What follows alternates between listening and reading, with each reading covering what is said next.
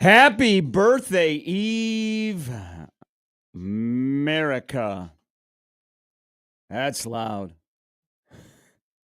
It is the eve of our 249th birthday. Nice. We look good. Congratulations, us. 249 years. We don't look a day over 121. We just had 13 colonies. Now we got 50 states. It's a pretty good buildup. Yeah. Happy birthday, America. It is the day before the big day, the firework day, the red, white, and blue day across this country. And we're working today. I didn't think, because there's a lot of people, there's a lot of people that take off 4th of July week. Oh, okay. It's kind of a customary thing. Okay. That doesn't appear to be the case here. I walked in and our sister station, Sweet 98, is live on the air. We're live from 6A to 6P. I wouldn't know because I'm a new working man. July 3rd, is that typically a day off people take as well? Depending on when the 4th falls. But yeah. A lot of people just cash it in on the 3rd. Okay. They get ready for... Well, we're not going to cash it. They get ready for fireworks. We're not going to cash it. Do they get ready for fireworks or for Joey Chestnut? I thought you would say that we are one day away from Joey Chestnut shoving a bunch of hot dogs down his throat. We are indeed. Only one more sleep till the GOAT performs back on Coney Island, where people will be stopping whatever they're doing tomorrow to watch Joey Chestnut and The Return. And when he goes for the record-breaking hot dog, he trolls everybody. And as he's getting ready to eat the hot dog, he pulls out an Impossible hot dog and eats that instead? Nope. He goes with a condiment. You can use condiments. Did you know that in the hot dog eating contest? I'm going to be honest with you. You can have condiments. I was not widely aware. I'm not sure if I've ever of seen the someone Nathan's hot use dog one. eating contest. You weren't familiar with Joey Chestnut until I brought it up. That is not true. I was very familiar with Joey Chestnut and the work that he has done and that he has put forth. You called him an athlete. How is that not athletic? Is he using aerobic or anaerobic skill in order to shove hot dogs down his throat? Where's the lactic acid being built when he he is does a what he solo athlete? I mean, I think he's more of an athlete than a jockey. No, absolutely not. He is not more of an athlete than a jockey. A jockey has to be smart and fast and twitchy and has to have the understanding. I mean, we're literally talking about people who control animals. And Joey Chestnut shoves hot dogs down his throat. And Joey Chestnut controls himself. Yeah, he controls his A jockey has to rely on the horse, and the horse has to rely on the jockey. Joey Chestnut just has to rely on Joey Chestnut. His odds have gone down. He originally was minus 2,000 to win, or minus 2,500 to win. He's now down to minus 1,800 to win. I think those are still pretty solid odds. That it's not the odds. It's always how many he's going to eat, because I think the total is still 71.5. Here I cannot believe DraftKings has an open sports book. Why not? I mean, that's what you do on the 4th of July. Okay, is you watch Joey Chestnut. That's why last year America was sad. I bet it rained all across America last year when he did not participate, because he was promoting. What was the hot dog that he was promoting? He did like he did the plant-based hot dog. Yes, it was plant-based. Now we're back to all beef, because that's what America is. We are all beef. So for him to Solo cups. For him to eat 60 plus hot dogs in 10 minutes, it's minus 1,600. And that's not very hard. For him to eat 70 plus hot dogs in 10 minutes, it's minus 165. You get into plus money territory when you think if he can go 75 plus hot dogs. Now that would be the record is 76, I believe. I'm assuming he has the record, right? Oh, yes. I mean, he's the GOAT. He's the GOAT, kind of like Kershaw. Kershaw sets a record last night. Joey Chestnut could set a record tomorrow. They're basically used in the same sentence. They're going to be in the Hall of Fame of their respective sports, and there's not even like a debate. So I think it's important today to recognize both Clayton Kershaw and Joey Chestnut. That is disrespectful to Clayton Kershaw. Okay? Why? Clayton Kershaw is arguably one of the greatest pitchers of all time. You could make an argument he's already like the greatest left-handed pitcher of all time. Could make the argument. I'm not making the argument. Whoa. I'm not. I'd be above my skis in that department. You could make the argument that the sky is blue. Yes. Or it's not blue. Yes.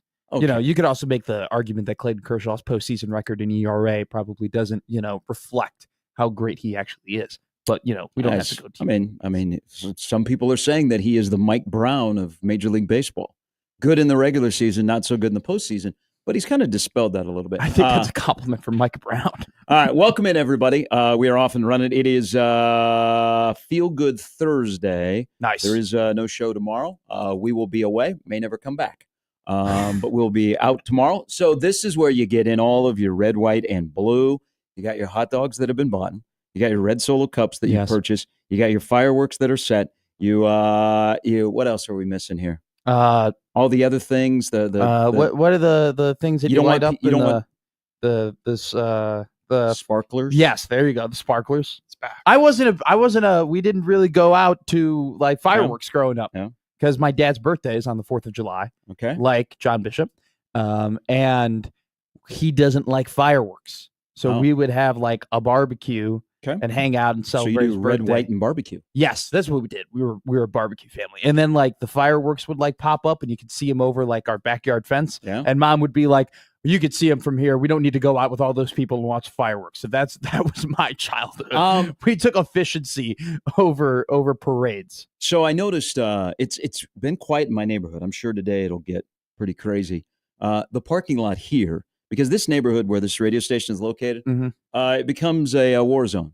You'll come in the next morning after the 4th of July. In this case, we won't come back until Monday. Sure. And the parking lot will be littered with debris because this is a big parking lot. There's nobody here on the weekend. Yeah. So people come into our parking lot and they light off fireworks. That's got to be illegal. But to light off fireworks? To come into a private property and then light the fireworks on fire? Maybe we should have 1620 the guard. What if I stood out there? What if I canceled my trip home and I stood out there in the parking lot? There's been a lot of pitchfork? stuff that has happened in this parking lot after dark. I don't know that it's legal or illegal. Okay. Not my choice. Neither here nor there. Yeah.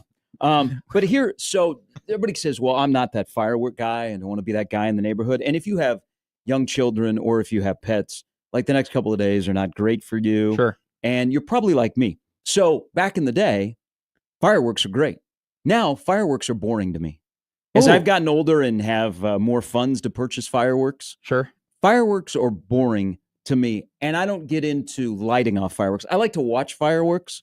But in terms of purchasing them and shooting them off, the art of the challenge is done.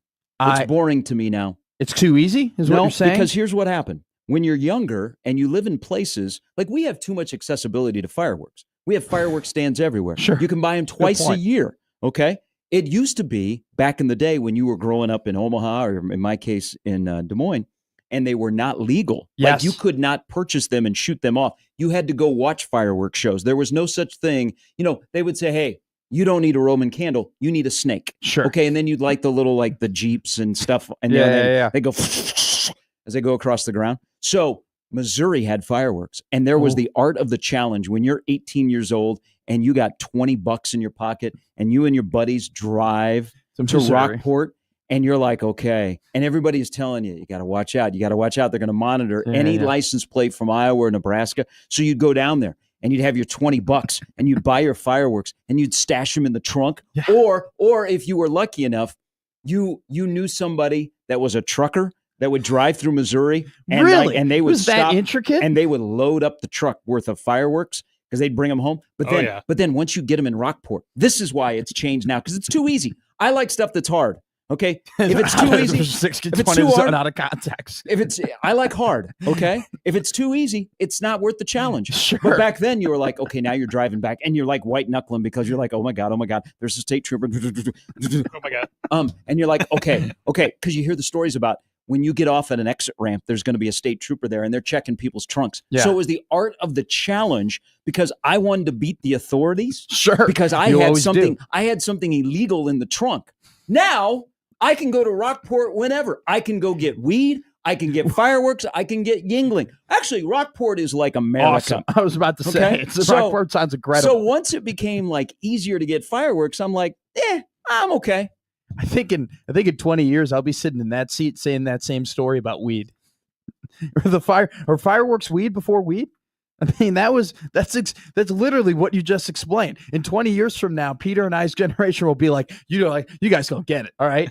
Smoking weed. It used to be way more fun because you can just walk in now with $20 in your pocket and just go and buy a doobie whenever you want. But back in my day, we had to go to Missouri and we had to drive there. And we were real nervous. And then we're coming back with white knuckling. It's, I beat you, by the way. I beat you, troopers. Okay. About 30, Gary Sharp won. Hey, Missouri about State Trooper 0. 30 years ago, I had the win. You thought you were pretty. You didn't sit right at the exit ramp. You were a little bit off the exit ramp. I didn't get off. It was a win because we would celebrate when you got home, and then you'd be celebrated in your neighborhood. You'd get You home, were a hero. You would get home, and people would be like, "Oh, You got the stuff You got with the people. fire. Gary, Hey. you got it? hey, look at that! If you lived in Omaha and you had Nebraska football season tickets and illegal fireworks, You were the king. I mean, Look at you. you're the big man on the block. Yeah, Jason Pierre-Paul kind of ruined fireworks for me. I loved JPP growing up. I wasn't a Giants fan, but I thought he was the coolest dude ever. And then when I found out and I saw the picture of his hand after lighting a firework, that kind of ruined. I've never lit a firework before in my life. I never want to. I literally, You never have I never like have. a bottle rocket, Roman candle, Well, so we would buy jumping jacks, we would- anything like that. the little boxes you would get, not the little, but they were bigger boxes and Yeah. they had the pop candles. Oh yeah. And they had the little stuff that was very, I would call it domestic. It wasn't going more than 8 feet into the air, but we called them fireworks. We would get that. Like we would take the little pop rocks and we would throw them at each other's feet. And that would be like little warfare. But I've never gotten like a big firework before and then like lit it on. It's call me a wuss, but I don't really want to I'm not a rocket scientist. I'm not really into pyro. I was never a dynamite kid. Everybody knew the dynamite kid in the neighborhood who just loved kind of like fire Were you a and Def Leppard fan. yeah. Well, By no, Pyromania. no, I'm not. You never experiment with matches. No, You never like to see, hey, what's it look like if something's on fire? no. I love putting a fire together That though. couldn't be just me, right? No, you're fine. I think a lot of people are a little bit crazy like that, but I like putting a fire together in a fireplace. Okay. Not like Yeah, I lighting mean, a candle on fire. Like when you're younger, you don't think, hey, lighting a fire to get a fireplace going. That sounds great. I'm like, you know what? Let's light my carpet in my room on fire to see what it looks like. Did that happen? There was a stretch. There was probably about a week stretch where I was You burned your enamored- house down? No, I was enamored with fire. Okay, So I just wanted to see if things burnt. sure. And Only a I- week? well, because I learned my lesson. Gotcha. Yeah. Yeah. I went to Disney But World the house and I did saw. not burn down. Just a swath of the carpet. Okay. Ooh. I went to Disney World and I saw their fireworks. That kind of ruined Yeah. fireworks for me for the rest of my life. If I'm Yeah. being honest, they really put on one hell of a Yeah, show. it's Where it's like I know I ain't the whole getting this shebang. anywhere else. They have. I think both Disney parks still have fireworks every day. Yes, Yeah. they do. Yeah. At least to my knowledge, they still have. Yeah. Well, and you Yeah. know what? And here's the other thing is Kind we of a don't judge on where you go for your fireworks show because we're going to talk to Marty Cordero a little bit later. And Nice. the Storm Chasers actually have fireworks on the 4th. Back in the day, everybody still tells stories of when Rosenblatt hosted the Royals and the fireworks show, the monster fireworks show, and how people driving on I-80 off of 13th or being in lawn chairs along that neighborhood. Sure. If you're going to take advantage of like Champions or Happy Hollow today or Ralston today, it's okay. We don't need to judge. Come to our communities and you can lounge and steal our fireworks. Is there now a social hierarchy of Well, where you watch your so- fireworks? Oh yeah. Well, if it's a country club, like Happy Hollow and Champions have Yeah. really good fireworks. I'm more familiar with Happy Hollow, Sure. but if you're like at 105th and Pacific, like tonight, Yeah. there will be a lot of people in lawn chairs just sitting along Pacific. And if you don't I know love there's a that. fireworks show at the country club just down the street, you'll be like, what are these people doing?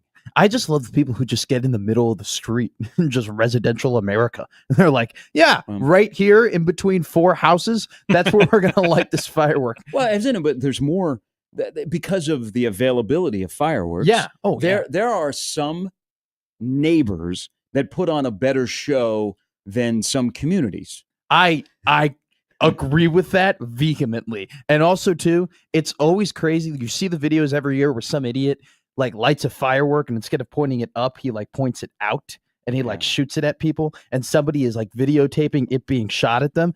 Look, I'm not condoning violence, but those are some of the coolest videos that I've seen on Twitter. Because you realize Let how it be known. you realize how big a firework is. I don't think you realize how big a firework is when it's just in the air. It like pops up and you're like, all right, that's cool. You know, that happened. Right. But when it's shot at you, you realize like the true magnitude and volume in which what's going in the air. But I like the fireworks shows that play the music. Like they try and do the fireworks music. Yeah. You know, like typically I'm like a keep it simple, stupid type guy where I don't like it to be too complicated. That is a moment though where it's like when you can match it to the beat of certain things, and it's like popping when the bass is popping. I've It's pretty cool. put many of those on display in minor league baseball, where you have the music. The music behind it. Sometimes you just play patriotic music. You slip in a little Lee Greenwood, Katy Perry.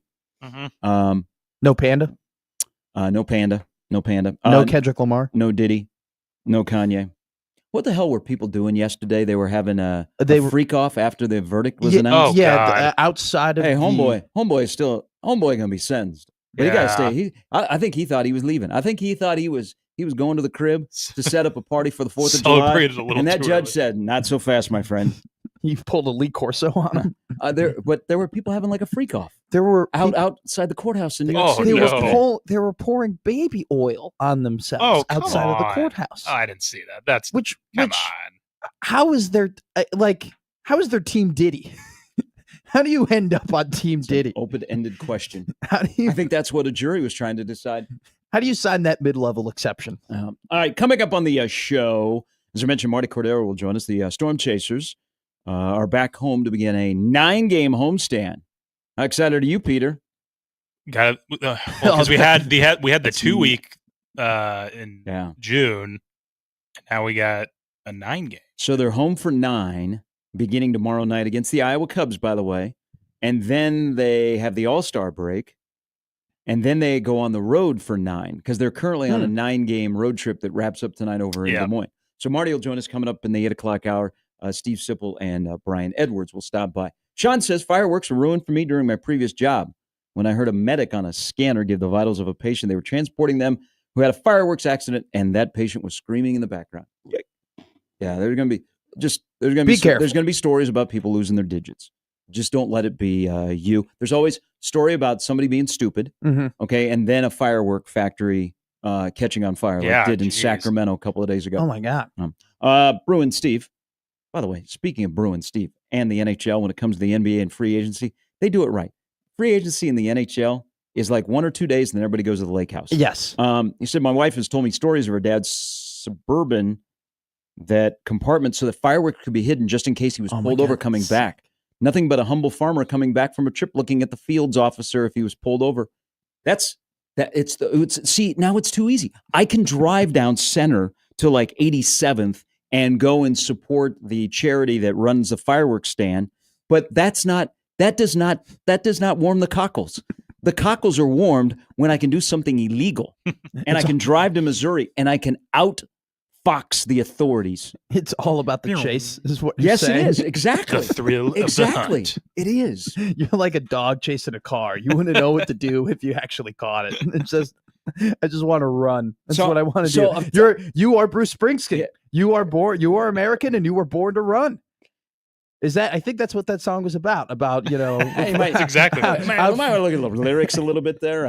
I don't know the lyrics. But so I'm not, I guess, technically a fireworks person, but be smart. I mean, people have young children and pets especially. I know this is a rough day. So maybe we will go and celebrate with the professionals who fireworks shows now. Marty can explain this. Yeah. Fireworks shows now, it used to be they would light like a punk and you would and just go down now it's all computerized. Yep. Yeah. Really? Yeah. The shells and everything, because you can computerize the show.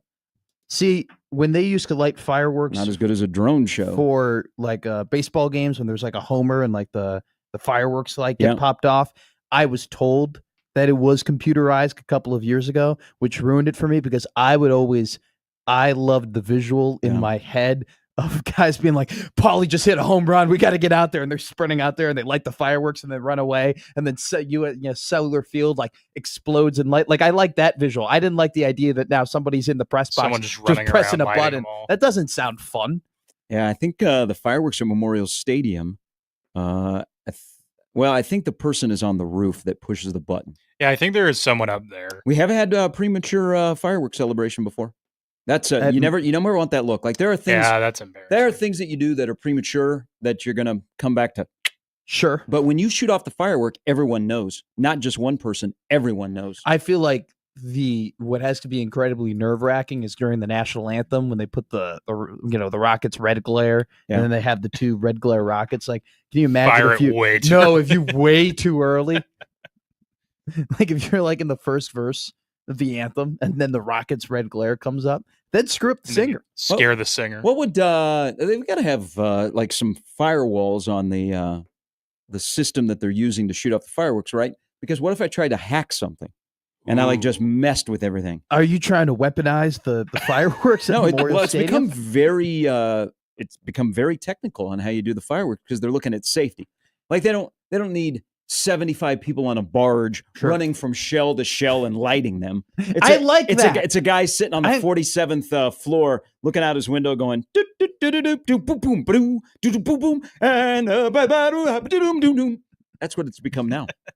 I like Yeah. the running back and forth. I liked it when we had to work for Go, the go, go. firework. You know, you had to, hey, Johnny, look, you're losing a stride. All right. We can't have you on the team Could this someone, year. could We someone got help me with the fireworks this year? No, you got it. Didn't it used to be God, I'm gonna get myself in trouble here, but I think I'm right here. At the New York Stock Exchange, there used to be runners, right? There used to be people who would run to like get the deals, right? And it was very competitive. Like they would hire like former track athletes at the New York Stock Exchange so they could run these deals in. This is what I was told in grade school. Like I imagine now it's the same thing with fireworks, where it's like back in the day, you had to make sure you had a couple guys on the track team to make sure you were running back and forth to make sure that you were properly getting the fireworks off.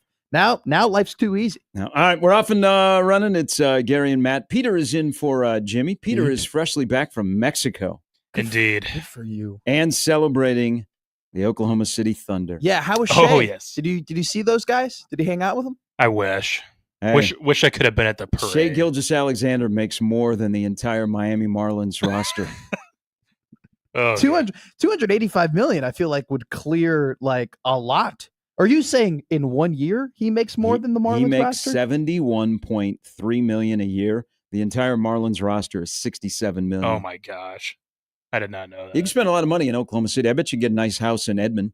I think Sure, Shea's got a nice I think he'd spot. be doing well in OKC with $7 million. Off and running. We got lots to discuss. And hey, you know what? We're here for you on the 3rd of July because not everybody's working. But what today is, if you are working, this here is a run out the clock situation. Okay? You're just staring at the clock the entire day. What are you trying to tell me? Are we running out the clock today? We are running out the clock. Okay. At 10 o'clock, we're gone. We're like the guys who play EA Madden, the chew clock in the first quarter. It's Gary and Matt with Peter this morning on 1620 The Zone.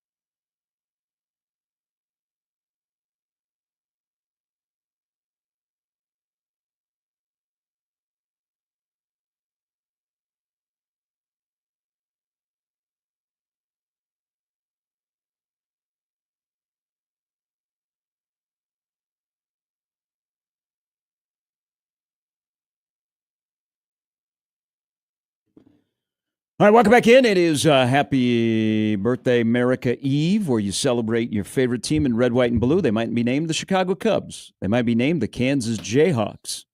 By the way, a healthy Jalen Daniels in that defensive line.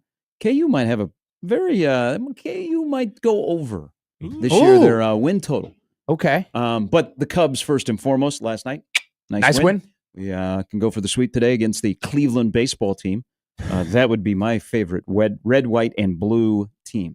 I will be back in the smelly confines tomorrow. Yeah? I cannot wait. Who do they got They got tomorrow? the Cardinals this Ooh, weekend, who haven't scored against a National League Central team in Jeez, a week. Really? Yeah, they got swept by the Pirates. Watch out for the Buccos, baby. What's going on with them? They're kind of. Oh, what's going on with them is I liked yesterday. I liked me some Pittsburgh Pirate baseball yesterday. I put on the old Walt Sharp Major League Baseball scouting hat yesterday. Okay. I said, you know what? I'm going to be like Wally. Good father. I started scouting. So I watched Mitch Keller pitch. Okay. I've watched Seth Lugo pitch. Oh, are you? I've watched Sandy Alcantara pitch. Are you talking about trade candidates Yes. for the Chicago Cubs? Okay. So yes, I did get a little excited with Mitch Keller in my palm of my hand when he threw an 89-mile-an-hour back foot slider yesterday, and I went, I think I need that guy. Did you call Jed Hoyer? I think I need that guy. I almost called your old radio station. Really? I was like, I got the guy. I got the guy. His name is Mitch Keller. I've seen enough. Bring him to Chicago. Now, We'll get Gary from Omaha. Gary, what do you have to say? Hey, I'm telling you right now, Mitch Keller, he's the guy. Backdoor slider, incredible. well, let's be honest. So it's we're now to July, and if you're in first place on July 4th, there's usually a good chance you're going to win your division for Sure. the most part, or at least make the playoffs. We are in first place, but That we are. I don't know if game one starter in the postseason is on the current roster. Oh, come on. Shota. Look, No. come on. No. I know the they're wind was 30 blowing. and 9. They're 30 and 9 The when he wind starts. was blowing out. Three of them landed in the basket. It wasn't like which they is were crazy. moonshots. Three basket home runs for the tribe, The third one was stupid. the Guardians, I guess. You can call them the tribe. You could definitely No, still call them the no, tribe. because there's a guy that listens to the show. I'll get some stupid email.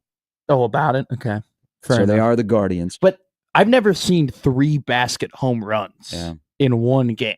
I've seen, you've seen 1 or 2. Like it's almost like during the summer in July, it's almost like you're guaranteed a basket home run like every game. But to see 3 of them, and I was eating a lot of crow because I was sitting with people who weren't familiar with Chicago Cubs baseball after my Tiburon round, which went Well, terribly. that's a mistake you made. Everybody should be familiar with Chicago Cub baseball. Well, being a Chicago Cub fan is kind of like being an American.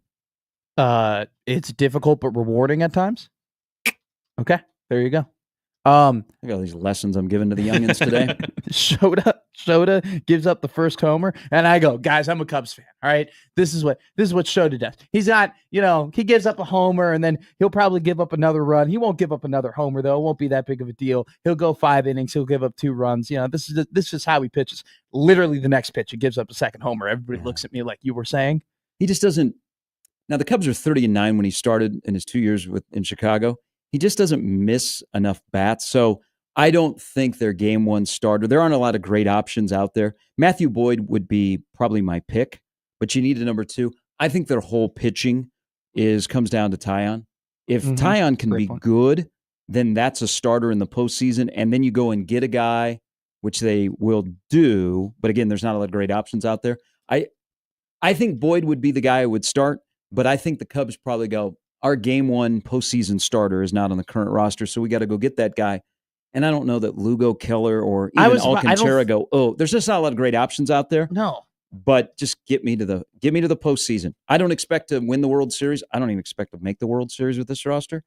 But you can't not make the playoffs. You just can't. You just can't. No. That is not an option whatsoever. I think they need to get. I would get one more bat because I just don't think you can have enough bats, and I would get 2 more pitchers. But the problem is that 3 pieces at the trade deadline. About the Cubs. I know 3 pieces at the trade deadline is a ton to go and get. And you bring up a great point. Unfortunately, this year there's not like a Chapman like there was in 16, where you're like, all right, you're gonna gobsmack, you're gonna go and get him. By the way, he's throwing. The other night against the Reds, He's still throwing 101, 102. So he changed his delivery. I think it started when he was when he was in Texas, and he stopped doing a windup and he started loading up more on the back foot. And there was a point where he was down to like 96, like 95, 96 on his original, like, when he was with the Reds and the Yankees and the Cubs. He's not enough people talk about it. He just completely changed how he throws the ball, and he's still back to 101. Yeah. But there's not that dominant closer that you're like, holy crap, like there's not a sweepstakes. No. We got a closer. There's not a sweepstakes. We got a closer. We got a closer. I'm just talking about No, another we got a player. closer. We got our guy. Who? We got Palencia. Okay. Palencia is the guy. He's the guy. We need. We agree on a bat, probably off the bench. Yes. I Need mean, one more. Matt Shaw's probably not going to hit this year, but he's still going to field. Yeah. I mean, my guy's going to be a Gold Glover someday at third base. I don't know if he'll ever be a middle of the lineup guy. Sure. But here's the thing: I wanted Chris Sale, and then he gets hurt. He's a Braves pitcher, so everybody with the Braves Gets hurt. By the way, I'm putting it on both of us. We jinxed Schwellenbach. Yeah, we kind of did. We Didn't we? did it. We did it. That is totally our fault. I literally said yesterday that I will be cheering when another pitcher like hurts their oblique, and now he's got an elbow problem. Totally our fault. Fractured elbow. Oh my God. I think this is a Braves thing. So he did say yesterday, like the increase in velocity, he was like, oh boy. And then, they realize you have a fractured elbow. Here's the thing about the Braves. So the Braves are having a terrible season. Okay. They just can't get out of their way with pitchers' injuries. Yeah. If I was Spencer Schwellenbach, and he was having an all-star year. Yeah. This turned out to have a nice little start to his major league career. I'd shut her down. I don't think the Braves are going to be in contention for a playoff spot. I just think there's too many injuries. And now they got quite a few teams they have to overcome. Oh, even though they're not out of it, but they're just it's one thing after another. And when you start having an abundance of key pitcher injuries, I'm like, this is not your year. If I was Schwellenbach, because what did he say yesterday? He thinks maybe September. I just shut her down. I'd shut her down. I'd be like Caitlin Clark. I'd shut her down until I'm 100%, and then I'd come back. So they are 7 games below 500. They are 11 games back of the Phillies in the East, and then they're 8th right now in the wild card race. I mean, Schwelly, just shut her down. Yeah, Get healthy. No point. Get healthy. We'll see you in spring training. We'll see you in where are they at? Northport. There's just too many good teams in the NL. I mean, it's going to be, unfortunately, despite the Cubs' best efforts and incredible start to the season, we're still going to have a race in the Central to win that division, which it's always a race to win the Central, regardless of how good you're playing. And then it's like the NL West, they have slowed down a little bit for sure in terms of the rapid start that they started off in the beginning of the year. Who, the Dodgers? Well, no, I mean, I'm just the entirety of that division. Like, look at Devers since he showed up in San Francisco. Not Came to playing the well. plate last night. Well, he's hitting like 200. Jeez. No, I think, though, for the Cubs specifically, and it's the Cubs are the team that I watch the most and that I pay the most attention to. I need a bat and I need 2 arms. I just don't think Jed's going to do it. I just don't know. Like, if they'll do something. They'll do something. They'll do I don't know something. if he'll take that mega big swing, but more than anything, please resign Kyle Tucker. Please do it. It'd Let's be just get it expensive. out of the way. Let's just hammer it out. Or it's like, as soon as they get eliminated from the playoffs, or as soon as they win the World Series, let's just go ahead and say, hey, the next day, Kyle Tucker is re-signed. It's like, if they're having a parade, let's have him sign the contract in Grant Park.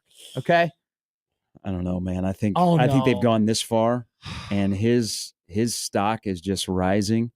I don't know that it'll be a $500 million guy, Jeez. but We're talking 10 years minimum, right? I don't like that they've made it to July and they haven't got anything done, because as he continues to play well, and by the way, the Cubs are 2-0 since he took the boys on the boat. What? Yeah, he took the boys on the boat out to Lake Michigan. They took a shot. They took a team photo. They're 2-0 Nice. since then. Oh, That's what my team does. Okay. that's what they do. I don't know. I'm concerned as he gets closer to free agency and he has the season that he's having now. So, Because over the last 162, he's got 40 home runs and I think 171 RBIs. so He's legit. I mean, the guy's starting in the All-Star game. For God's sake, The Cubs have 2 outfielders know. that are starting the All-Star game, Incredible. and they have a guy that used to play shortstop for them who hasn't played center field since June 1st, who is starting in the American League in the outfield in Javi Baez. They have a guy who was in their farm system, and it was their golden goose for 2 years that's now also starting on the American League in Gleyber Torres, which I was about to bring that trade up to you. Well, the American League's going to get crushed. You look at that American I League know. starting lineup. Well, Not I great. mean, I don't know. I think Big Dumper will have something to say about it. I think we'll have 3 All-Star game homers. I'm kidding. Will he I don't- win the vehicle that goes to the MVP? Are they still giving out vehicles? I can't remember. I Yeah, think they do. are. They do. They give Do it we out. not- They give it out on the field. Why don't we give out a car anymore for the Super Bowl MVP? That used to be a really cool. Did they? Oh yeah, they used to give out. I would rather go to Disney than get a car. I Because going to Disney, you don't have to pay the taxes. I- That's true. That's why people ask me, "Hey, why don't you go on Price is Right?" And I'm like, "The taxes. What if I win? Okay, what if I win the Well, Showcase you're still Showdown? gonna come out gamed. No, You're not going to end up in the hole. Hey, This is I an studied. Oprah. All right, this The is tax. this no, is no, is no. not right. I studied this. Okay, because I tried to get on game shows. You'd be great. You would be phenomenal. You wouldn't do well at Jeopardy, but you would do well at Wheel of Fortune. It's like, I want to be on game shows. Like I wanted no whammies, but I looked at the Price is Right, and the taxes you have to pay on your winnings. Yeah. I couldn't do it.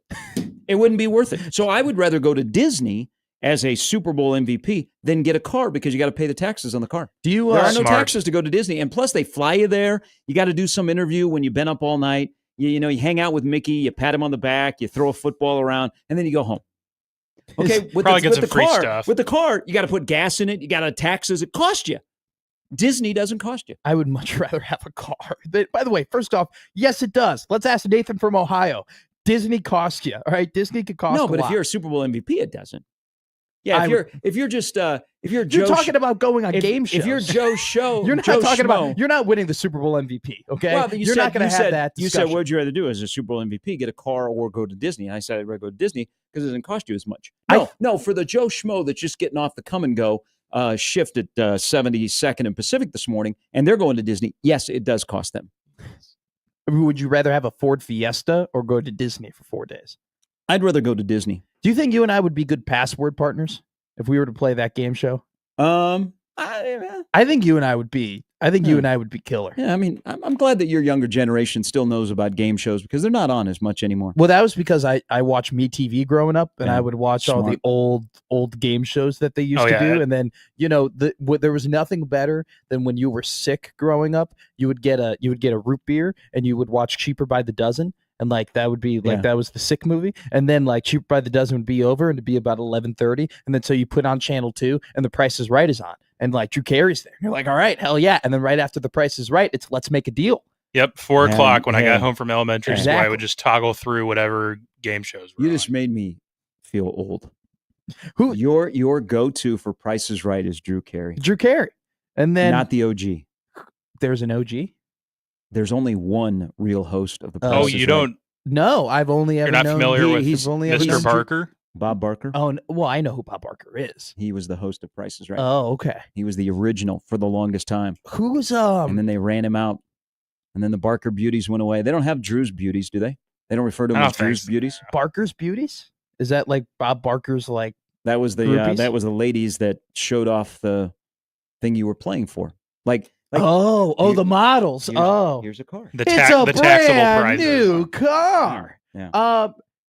Let's Make a Deal. The guy who hosts it now, he was on Whose Line Is It Anyway?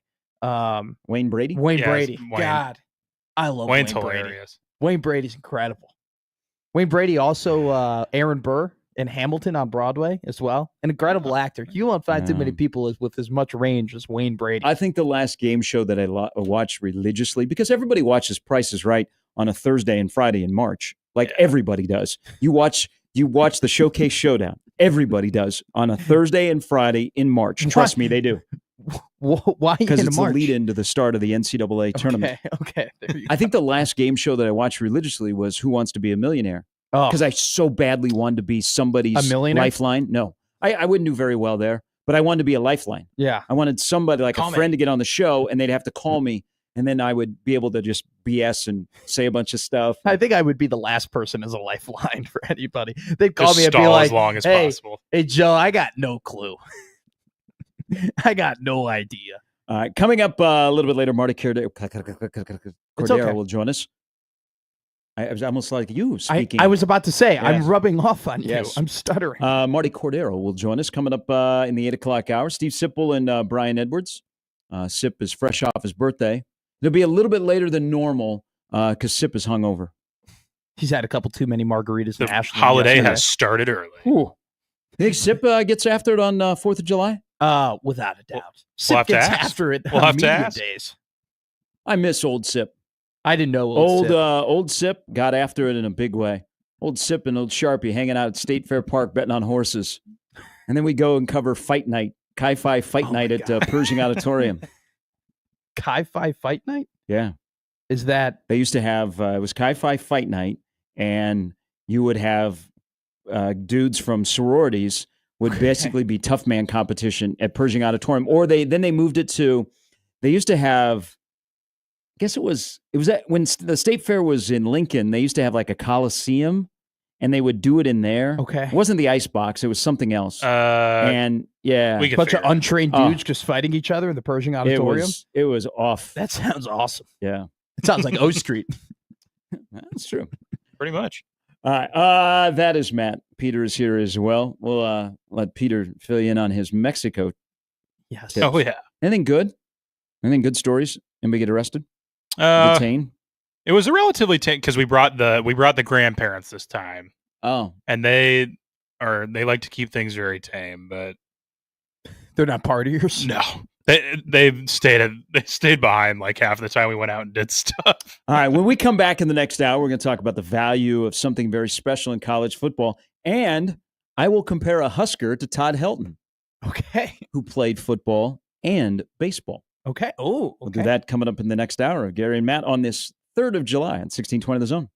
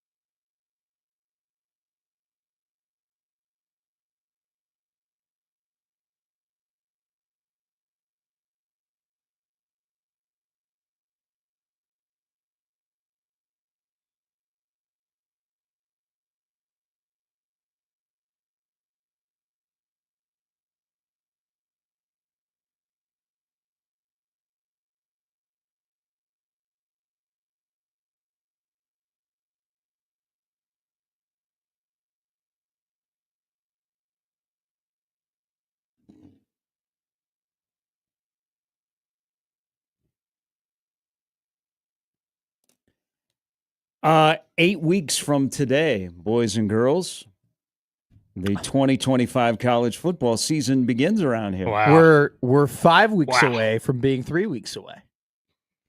I know you said that last week. That's how it works. That's how it works. We are 5 weeks away from being like, oh my God, like we are only 21 days away. Can you from Husker explain football. this in football terms? No, it is football terms. This is exactly football terms. I can explain it in like non-football terms. Like non-football terms would be like if you're in school, right?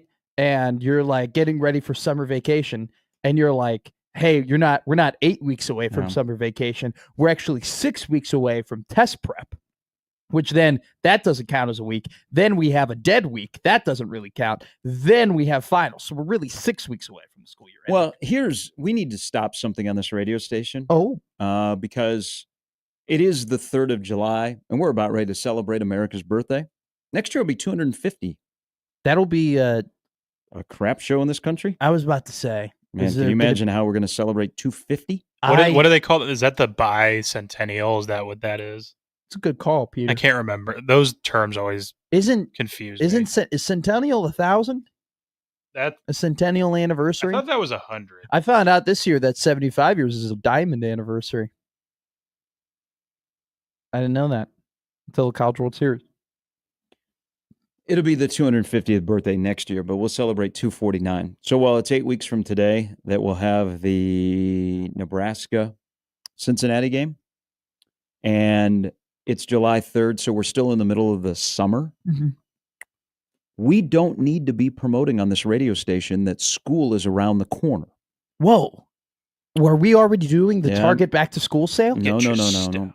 So we partner with the Salvation Army. Yes. And KTV to collect supplies for local kids so they can start their school year off on the right foot.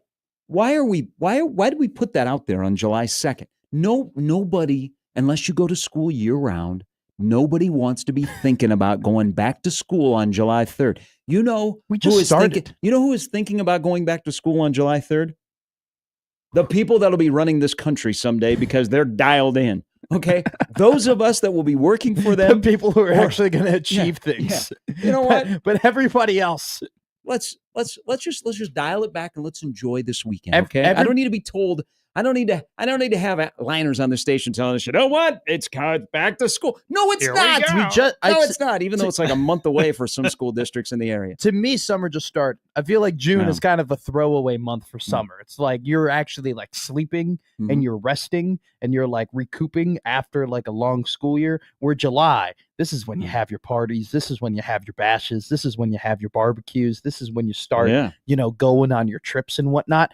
Everybody knows, though, there were two commercials growing up. One you hated, one you loved. The one that you hated was the back to school commercial. When you were just chilling, it was the middle of July, maybe toward the end of July. You're watching, your favorite cartoon, and then all of a sudden you see the 5-Star Notebook, come across and the pencils and everything. But the other commercial everybody remembers was Christmas is around the corner, and it would be like October. You'd be like, oh my God. I've seen a few Halloween ads. I don't know. I haven't seen any Halloween. I would just like to get to tomorrow, which is the 4th of July. Yeah, seriously. Well, here's another commercial that I heard a college basketball coach told me this once. He said, if you're having a good season or not, if the first time that the Masters commercial airs on CBS and you're either like, oh my God, I can't wait, or you're like, oh, that'll be fun at the end of the year. Like it tells you what kind of year you're having when that starts airing, like in the middle of February. Yeah. All right, that and the Wisconsin Supreme Court commercials. That I was dialed, man. I was all in the Wisconsin Supreme Court election this year. All right, Marty Cordell is going to join us a little bit later. We'll ask Marty some pertinent questions about their big firework night tomorrow night, the way the Storm Chasers are playing. If they have put away the Caglione T-shirts, or they'll have to bring him back now that he's won for his last 41. And if Marty thinks, which I believe now, I am all in on this, is that American athletes get more recognition and more run if they have a neck tattoo. So I don't know if you guys watched exactly who I don't know if you guys watched a little soccer last night, but we are the USA. Okay, we are going to play in the Gold Cup final. CONCACAF. We're playing Mexico. CONCACAF, Okay. baby. Beat Guatemala last night, 2-1 down in St. Louis. Kind of felt like a road match, though. Yeah, the Guatemalans showed out. Yeah, Diego Luna, who is in the MLS, has had a wonderful stretch here, but he was great last night.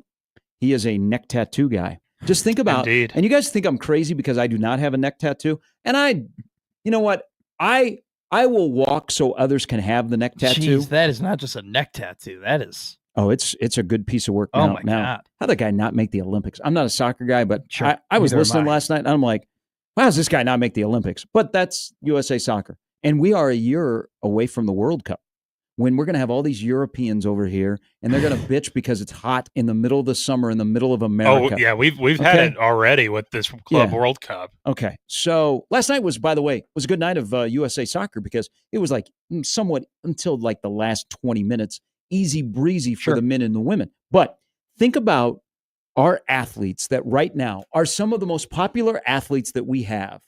And what do they have in common? It is not that they have a golden left arm, Clayton Kershaw. It is not that they have a golden right arm, Paul Skeens. It is not that they have a golden right arm and a brain that blows everybody away. Hello, Patrick Mahomes. Oh. It is the fact that they have a neck tattoo. Think about Diego Luna now has jumped on the scene. People are like, ooh, the Luna eclipse. I should be writing headlines for a newspaper. Is that what they're going to say when he scores the game-winning goal in the World Cup? Hell yeah. It's a Luna eclipse for the Americans. A boxer that is bigger than Canelo Crawford, Jake Paul. Neck tattoo. God, stop it. He's going to have a title fight. No, okay. Hey, there. I hate to say this, and it sucks for boxing fight? people. Did you watch the fight?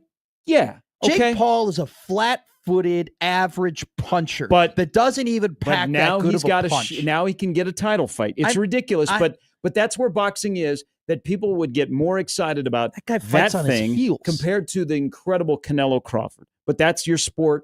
You have to deal with it.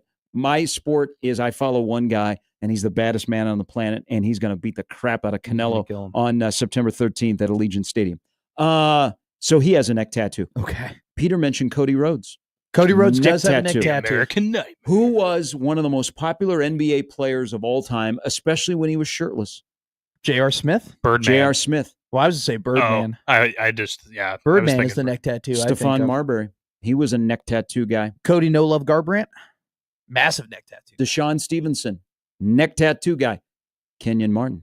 Neck tattoo guy. Jordan Clarkson was didn't have one tattoo when he entered the NBA. Is now fully tatted Jordan up. Clarkson. Contract bought out. Neck tattoo. Mike Tyson. Tattoos everywhere. Terry Rozier. You got LiAngelo Ball. You want to swerve in that corner, Will? People need people should be onto this. Like, if you want to be successful as a male athlete, and there are female athletes that have neck tattoos. I'm just not remotely familiar with them. If you are a male athlete and you think, how do I get ahead? How do I beat that guy out that's next to me? You might want to think about a neck tattoo. If you're a Trey Hendrickson and you want to go to the next level, you should take a page out of Max Crosby's book. You actually maybe should dial back your things you're asking from the Bengals first, and then get the neck tattoo. Or maybe just go to a different team. Bengals have paid everybody but that guy, which is absolutely incredible. Now, the question here, because you guys see a pattern, like if you are successful, you probably have a neck tattoo. That is not the pattern I'm saying. You just happen to be naming off people who are successful that happen to have neck tattoos. There are way more people that don't have neck tattoos. Give me an unsuccessful athlete that has a neck tattoo. I will listen. Unsuccessful athlete that has a neck We're tattoo. here till 10, so I'm not going to rush you into anything. But then I have this other question. Malik Beasley? Oh. Well, I mean, until he got into a little financial trouble and, tried to get out of it, he was successful. He was going to get paid. He was going to get a 3-year, $42 million deal. He was. Yeah. Next. Alonzo Verge? Did he have a neck tattoo? That played at Nebraska? Yes. He did not have a neck tattoo. I'm not familiar. I was more familiar with other elements of his game that I was distracted by.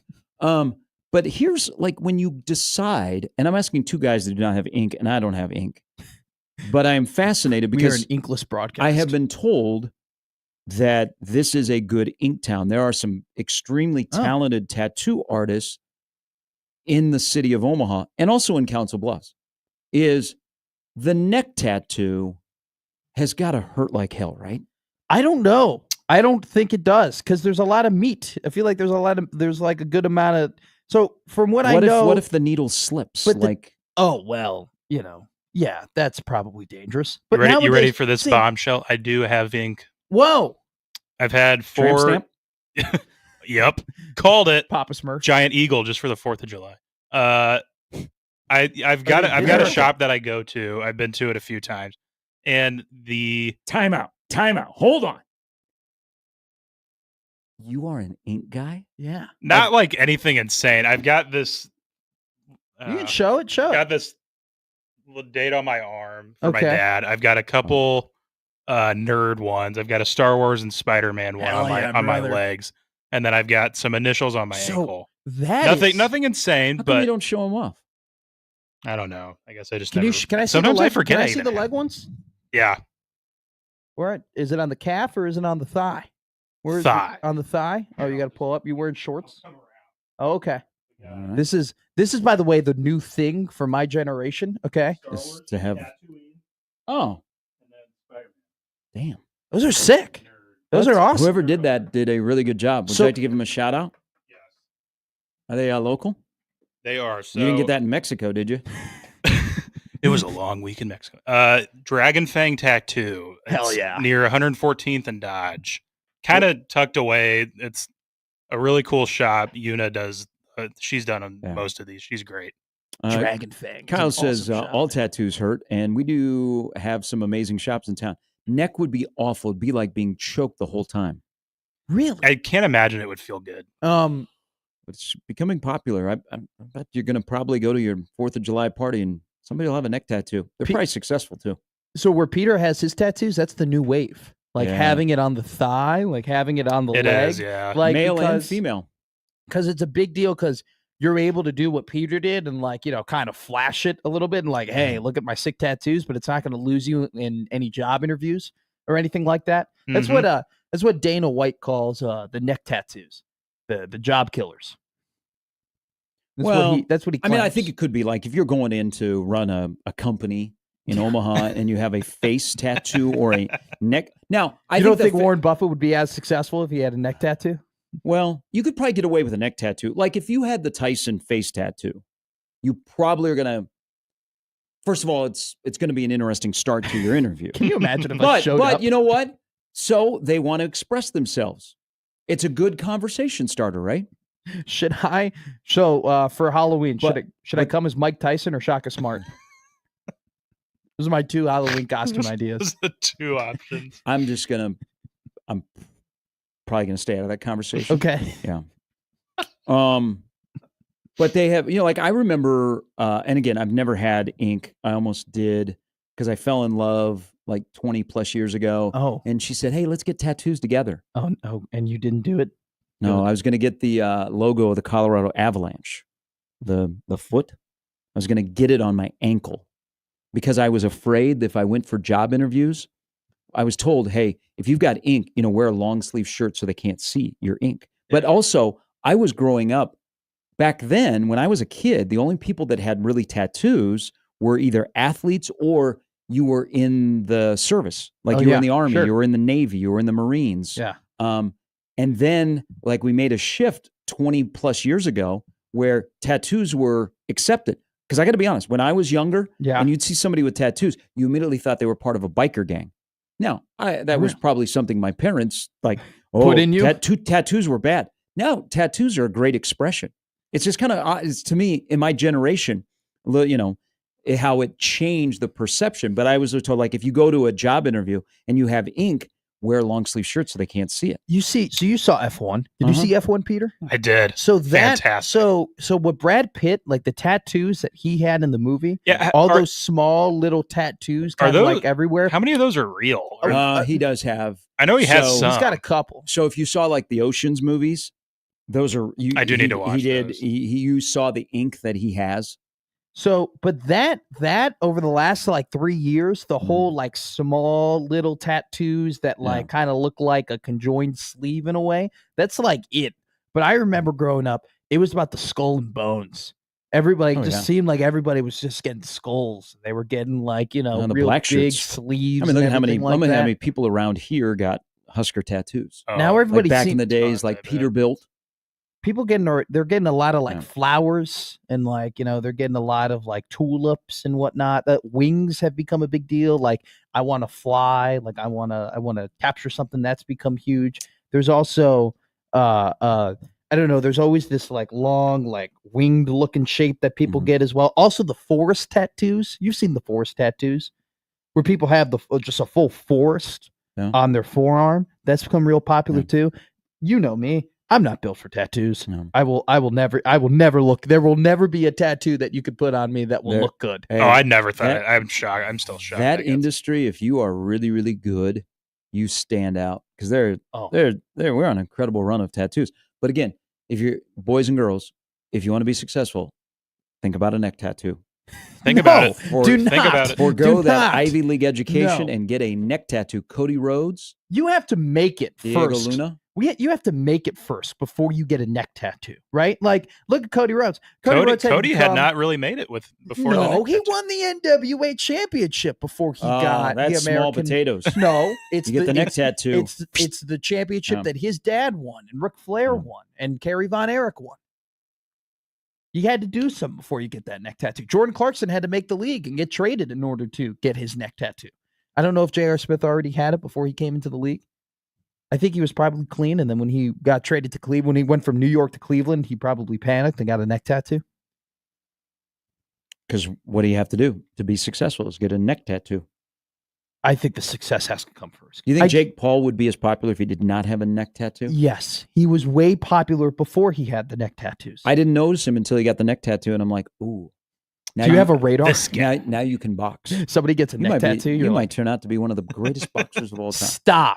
Stop it right now. Sucks for your sport. You love it, doesn't it? Yes, it's terrible. Yeah. It's absolutely awful. And he's He's ranked. I want He is him. ranked. 14th. All right, that's talk about small. So he's potatoes. right now he's 14th? 14th, and by the Oh way, my. it's only the When W. Nebraska's ranked 14th this fall, I don't want you to say the same thing. Okay, that's different. Okay, No, it's not. Ranking is ranking.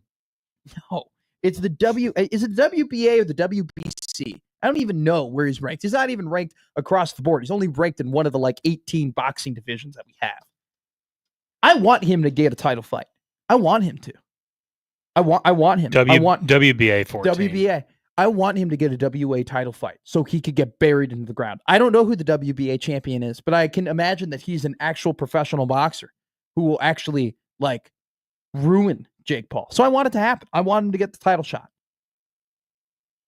You know, this is how it's going to happen. He's finally going to get ranked, and he's not going to have a title shot because he knows that he can only beat former UFC guys or Yeah. retired boxers who are in their 40s.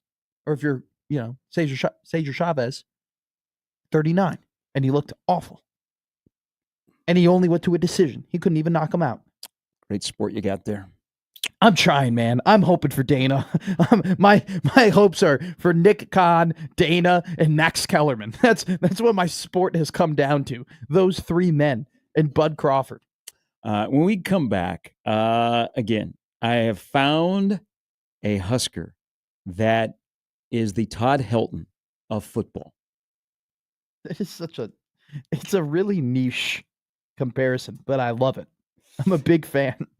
Plus, I found the ultimate boom or bust college football team. Going to make a lot of people right or a lot of people wrong this year. They're in that category. Marty Cordero a little bit later. Steve Sipple, Brian Edwards. On this day before Happy Birthday, America. As Peter is in for Jimmy, there's Matt. I'm Gary. It's Gary Matt on 1620 The Zone. Moose Roofing. That's right. Hey, they are not taking off today. You will see out and about in the entire community the Moose Roofing trucks and the crews that are everywhere taking care of the fine citizens that need their roof, their siding, or their gutters taken care of. Guys like Chris and the crew from start to finish. When you need, first of all, an inspection, they'll show up. They'll get to know you. They'll go through every step. They'll get on your roof. They'll take pictures. They will give you the options. They'll find the best solutions for you. They'll work with your insurance company and go through the entire process. They'll take care of it. And then when they're done, you won't know they're there other than you have this beautiful roof that will save you money over the lifetime of that roof. The most valuable asset is your home. The MVPs of roofing in Omaha are local. That's important because people are like, I don't want to deal with a contractor. Well, local is the most important thing, and Moose Roofing is even more important. They've been in business for nearly 30 years. Why? Reputation in the work that they do, all the way from Western Iowa to Lincoln and everywhere in between. To find out how guys like Chris or Pat Moose can do for you as you look at, why is that shingle in my front yard? Commercial or residential roofing, siding, gutters, Moose Roofing is the place to go. To schedule an inspection today, go to their very thorough website, mooseroofing.com.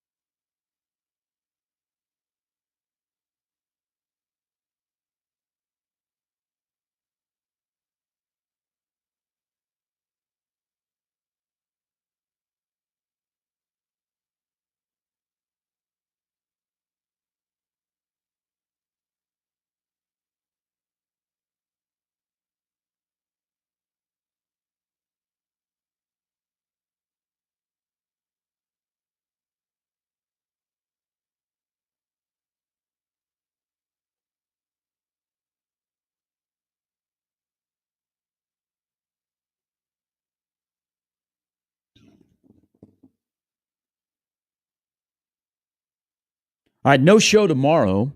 We will be off for red, white, and barbecue with the Red Solo Cup. We'll be back in on the Monday. So no shows tomorrow. Well, if you want to see a show, you can see me in the bleachers tomorrow. That'll be a show. We'll be putting on a show. Wait a minute. I thought you were in the Bougie Club. You were telling us yesterday your dad had bought tickets for the Bougie Club. I'm not at the bleachers. Yeah, no. I'm not in the Bougie Club, though. I'm in the row before the Bougie Club. I'm in the cutoff of the Bougie Club. But, dude, the July 4th tickets for just I don't know if it's baseball games, but just the Cubs game tomorrow specifically, absolutely ridiculous. Who they're playing? Well, it's been 7 years since I've been to a Cardinals-Cubs game. The last time was in 2018. So it'll be a big one. We need to. I hate the Cardinals. Can't stand the Cardinals. Speaking of the Cubs last night, so the game was on ESPN, and Boog, who I don't know if he ever does Cubs games anymore. I mean, he hasn't. It's been a minute. Yeah. So he was doing the ESPN game last night, and it took me a little bit once the game started of Kyle Peterson was in the booth with Chris Burke. So KP and Berkey were doing the game with Boog. And, you know, KP, now that the College World Series is over and the college baseball season is over, he does a little bit more on ESPN. Of course, he'll be in Williamsport for the League World Series. But I always, whenever I hear him and Berkey, I always think of college baseball. Yeah. And KP does a couple of Major League games, but listening to them last night, and, you know, KP and Berkey also played Major League Baseball, either with the Brewers or with the Astros, most notably. The thing that listening to that broadcast is ESPN, which I guess is re-engaged with Major League Baseball to not get rid of the rights. The college baseball play-by-play announcers and analysts on ESPN are greater than the ESPN or the Major League Baseball play-by-play guy, Ravitch, and their analysts. That's a great thing for us college baseball fans, and to have Kyle Peterson, Chris Burke, and Ben McDonald, who also dabbles with the Oriole TV broadcast, and then you have Tom Hart and Mike Monaco. That's not a good thing for ESPN that your college guys are better than your Major League guys, because I just can't do Sunday Night Baseball with Ravitch, Eduardo, and David Cohn. Two of the three are really, really good dudes that love baseball. The other one just kills me on Sunday night when that thing should be bigger. But kudos. That was cool to see them in the booth last night, to hear them in the booth, and they're actually there on site. Yeah. But, man, the college guys at ESPN for baseball are better than the Major League guys. I'm not saying anything about Ravitch and the booth that you talk about, but with Boog and with Kyle Peterson, you can just tell with when they broadcast how much they love baseball. That they just love the game. They are just I just wish love. Boog would like the Cubs a little bit more when he does just the stuff on marquee. I think Boog should just be like a national guy. And this is I'm not a big Paul Allen fan, right? Yeah. In terms of the Minnesota Vikings, like football announcer who's like a major homer and like literally calls the referees cheaters and other players cheaters and stuff like that. He's the voice of Canterbury Downs, the racetrack. He's a horse race caller. Really? I didn't know that. Yeah. I had no clue. PA is out there. Yeah. But I know what you're saying is even some Viking fans are like, sometimes PA goes a little over the top. But I like my team. I like my team announcer to be tied to my team, to be like, this is like, he is the guy. He is the voice of the Cubs. And like Boog is great for baseball. He loves the game. He's super smart, great voice. When he's on a national broadcast, I think national broadcasts are better when he's on them. I think he should just be, hey, Boog Sciambi's baseball guy, national dude. When it's a big game, he's announcing it, and then give the Cubs job to somebody else, because I just want my announcer to be tied to my team, and like I don't have to guess whether or not he's going to be on the call today. I know. You know what? It's cool that my announcer is also a national guy. Like if I was a Dodger guy, it's cool that Joe Davis is the voice of, Fox Baseball.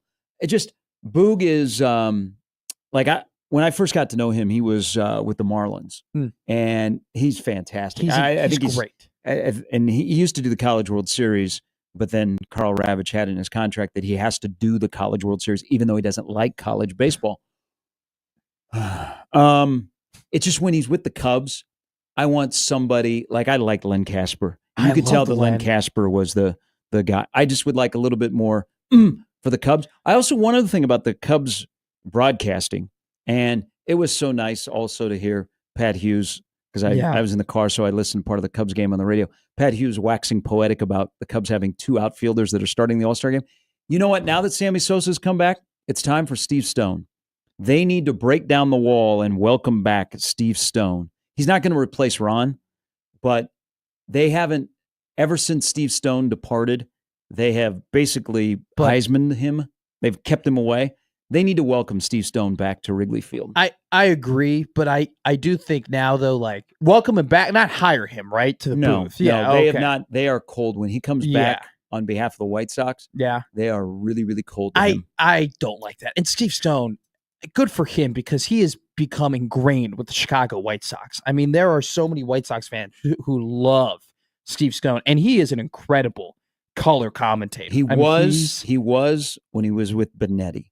Now he was with a guy that the White Sox on the field are bad. The guy doing your games on TV is worse. Yeah, and they had some other really good dudes that they could have hired for that White Sox job that I know. Mike Farron. Mike Farron was up for that job. Really? Yeah.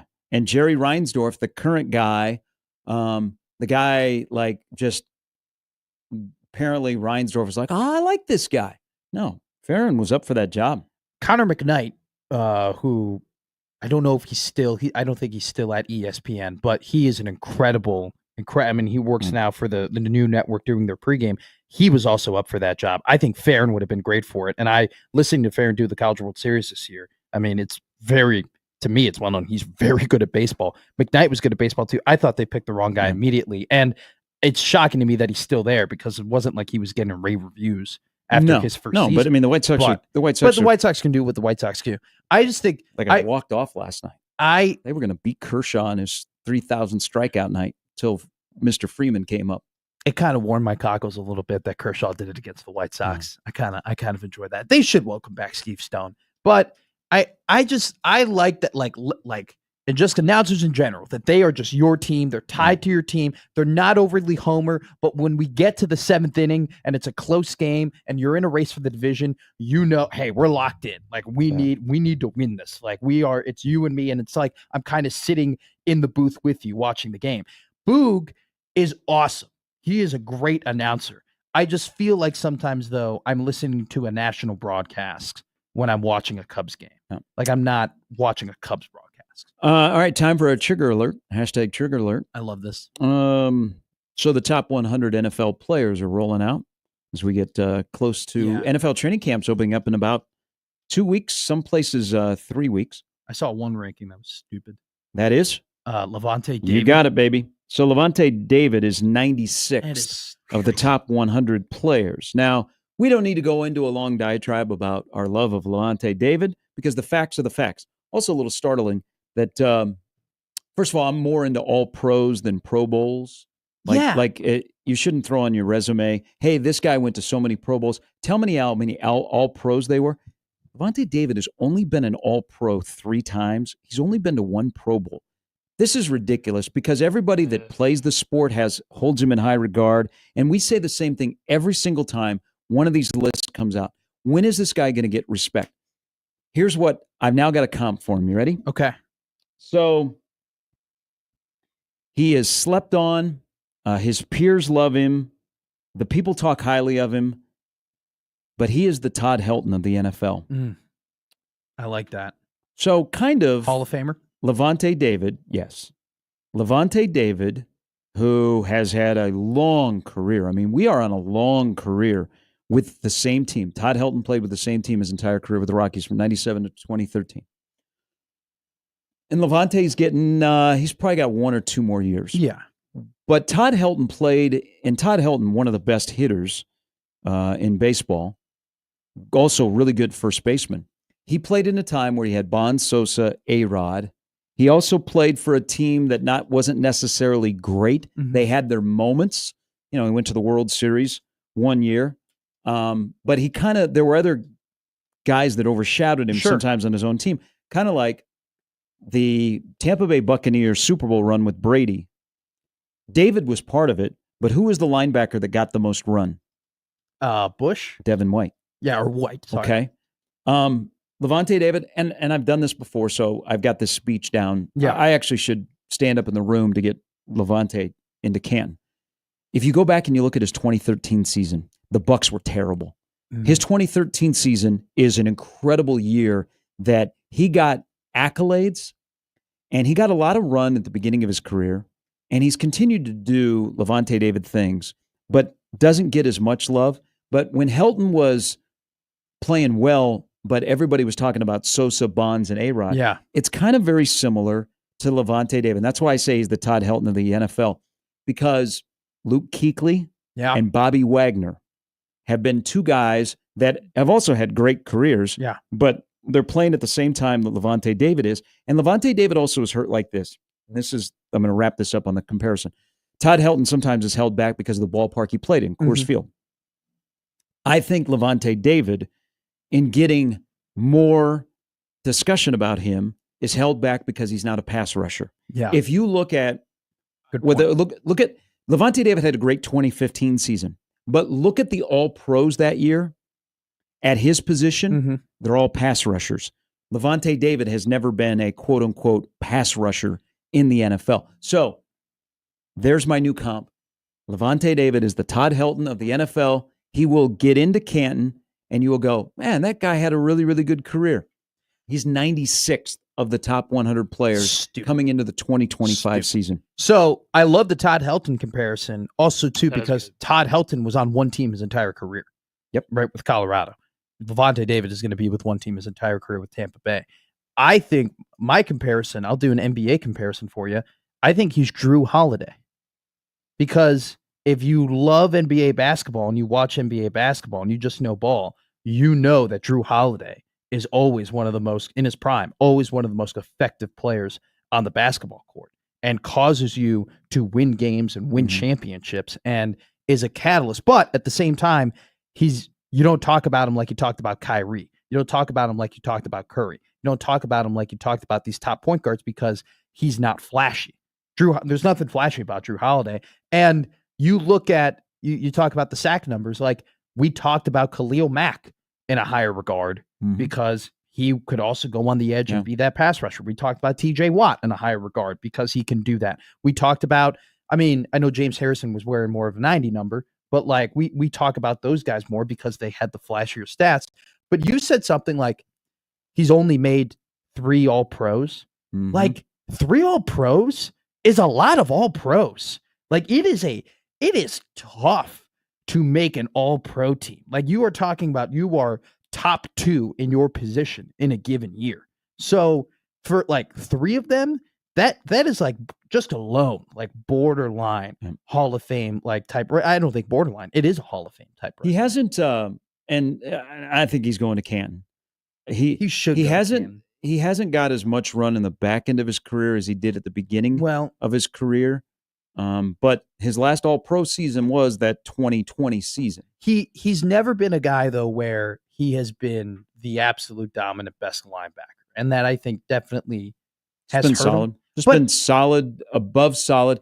He also was a guy that how many people could recognize his voice if he did an interview on the radio and they didn't identify who he was. And that's another thing too. Like he is who he is. He's not flashy off the camera. He's not making these big, bold statements. He's not like, wearing all these different outfits and saying, hey, look at me. Like I want all the attention, right? Like if you go back and you talk about that Tampa Bay Buccaneers Super Bowl team, when you're naming, if you're just a casual NFL fan and you are naming players from that team, Levante David is maybe the 7th guy that you name after Brady and Gronk and Mike Evans. And you probably, there might be people who would probably name Antonio Brown like before they name Levante David in terms of guys who were on that team. Well, defensively, you would Vita Vea, Devin White. Like you would only get to 8, and he's probably the most important linebacker or player in Tampa Bay history. Dave is right. Pains me to say this, but when the Bucks beat the Chiefs, the Bucks had an advantage because it was a home game for them. It was a part empty stadium, wasn't it? But the Chiefs didn't travel to the Super Bowl until the day before. I'm kidding. You got they got Gary, our offensive line was whooped. decimated. Yeah, I mean, at least You know, the one thing that all you people that hate the Chiefs I don't hate can the Chiefs. take solace in is when we do lose the Super Bowl. You lose spectacularly. Yeah, but you know what? We've been in 5 in what? I don't know, 15 years? No. Okay. I want to stand up for my team because You don't need to stand up for your team. Your team has stood up for themselves, okay? Your team has done all the talking. Y'all are sleeping on the Chiefs. Nobody's sleeping on the Chiefs. I'm more Nobody's sleeping more on them. optimistic about the Chiefs in 25 than I was in 24, and they went to the Super Bowl. Kirby Smart, stop trying to say that there are people who are doubting you. Okay? You guys are Hey, run into a Bronco or Charger fan this weekend. They're delusional anyway, and they're marred by hatred and envy. Dave is right. Levante David covering Travis Kelce in the Super Bowl was huge because then they could devote more attention to Tyreek Hill. I just think I like the. I Isn't it really wild like that somebody traveled to the Super Bowl the day before the game. I'm trying to find here though. There was this leaked NFL top 100 ballot I saw on Twitter that had.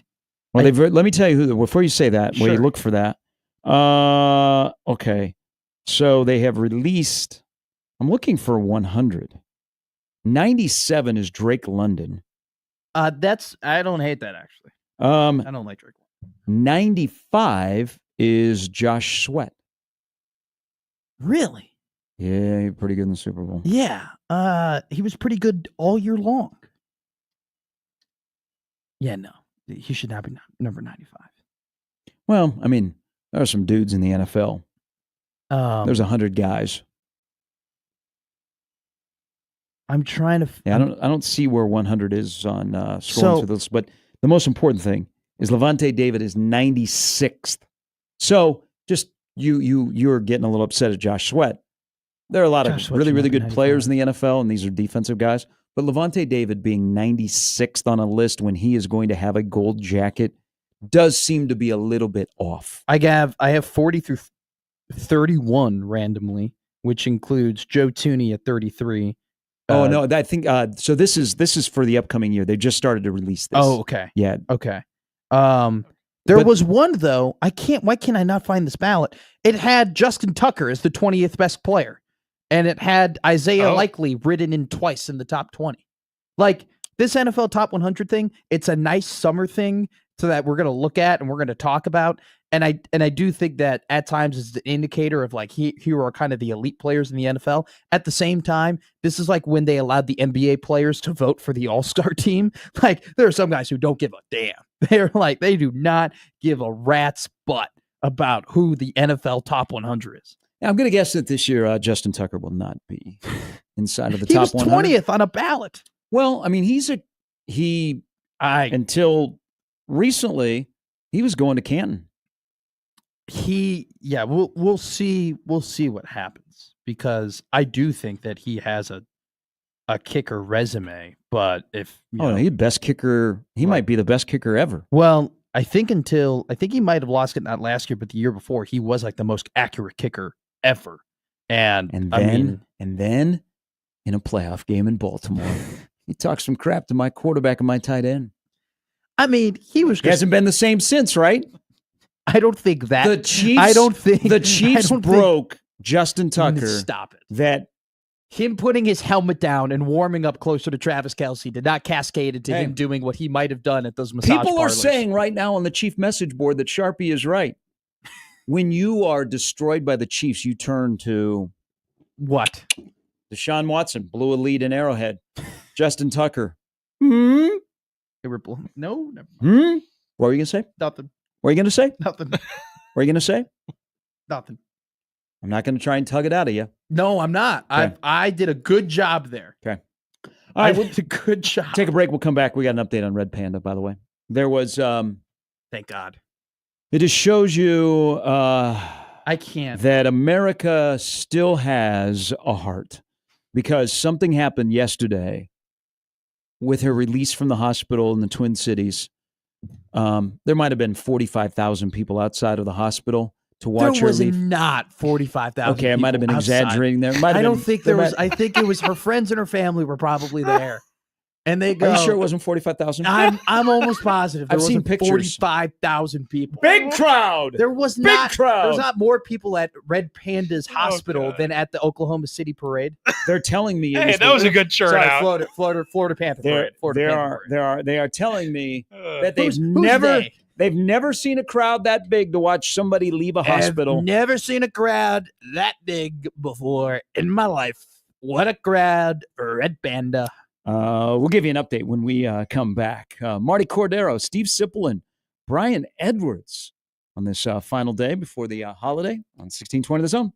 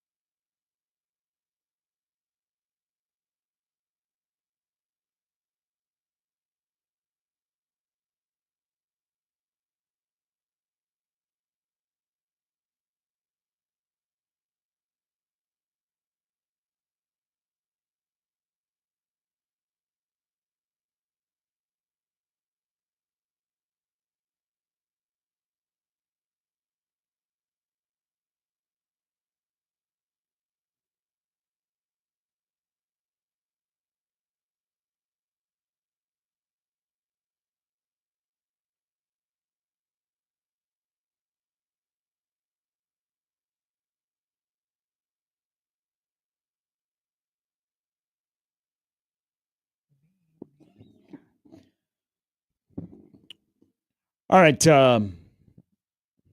Red Panda has gone home Yeah, to rehab. thank God. So Do we need the breaking news?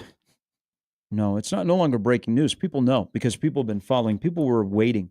People were calling talk shows. They were like, "Hey, can we get an update?" She broke her wrist. That was the update. Yeah, but people were concerned, especially people that compete with her for halftime acts because now they're trying to weasel their way into dates that she will not be able to do. So she has a broken wrist. She has gone home to rehab. This is not the end for her, but she's on the 60-day IL. If you want to tell me in baseball terms, she broke her wrist. She's on the 60-day IL. She will be rehabbing, and then she will return. But this is what gives me hope in this country, that there are still people out there that have a big heart. Okay. First of all, when her comeback tour happens, if I was somebody that booked her, and let's say it's basketball, I would just say that Red Panda's showing up and not tell you who the opponent is.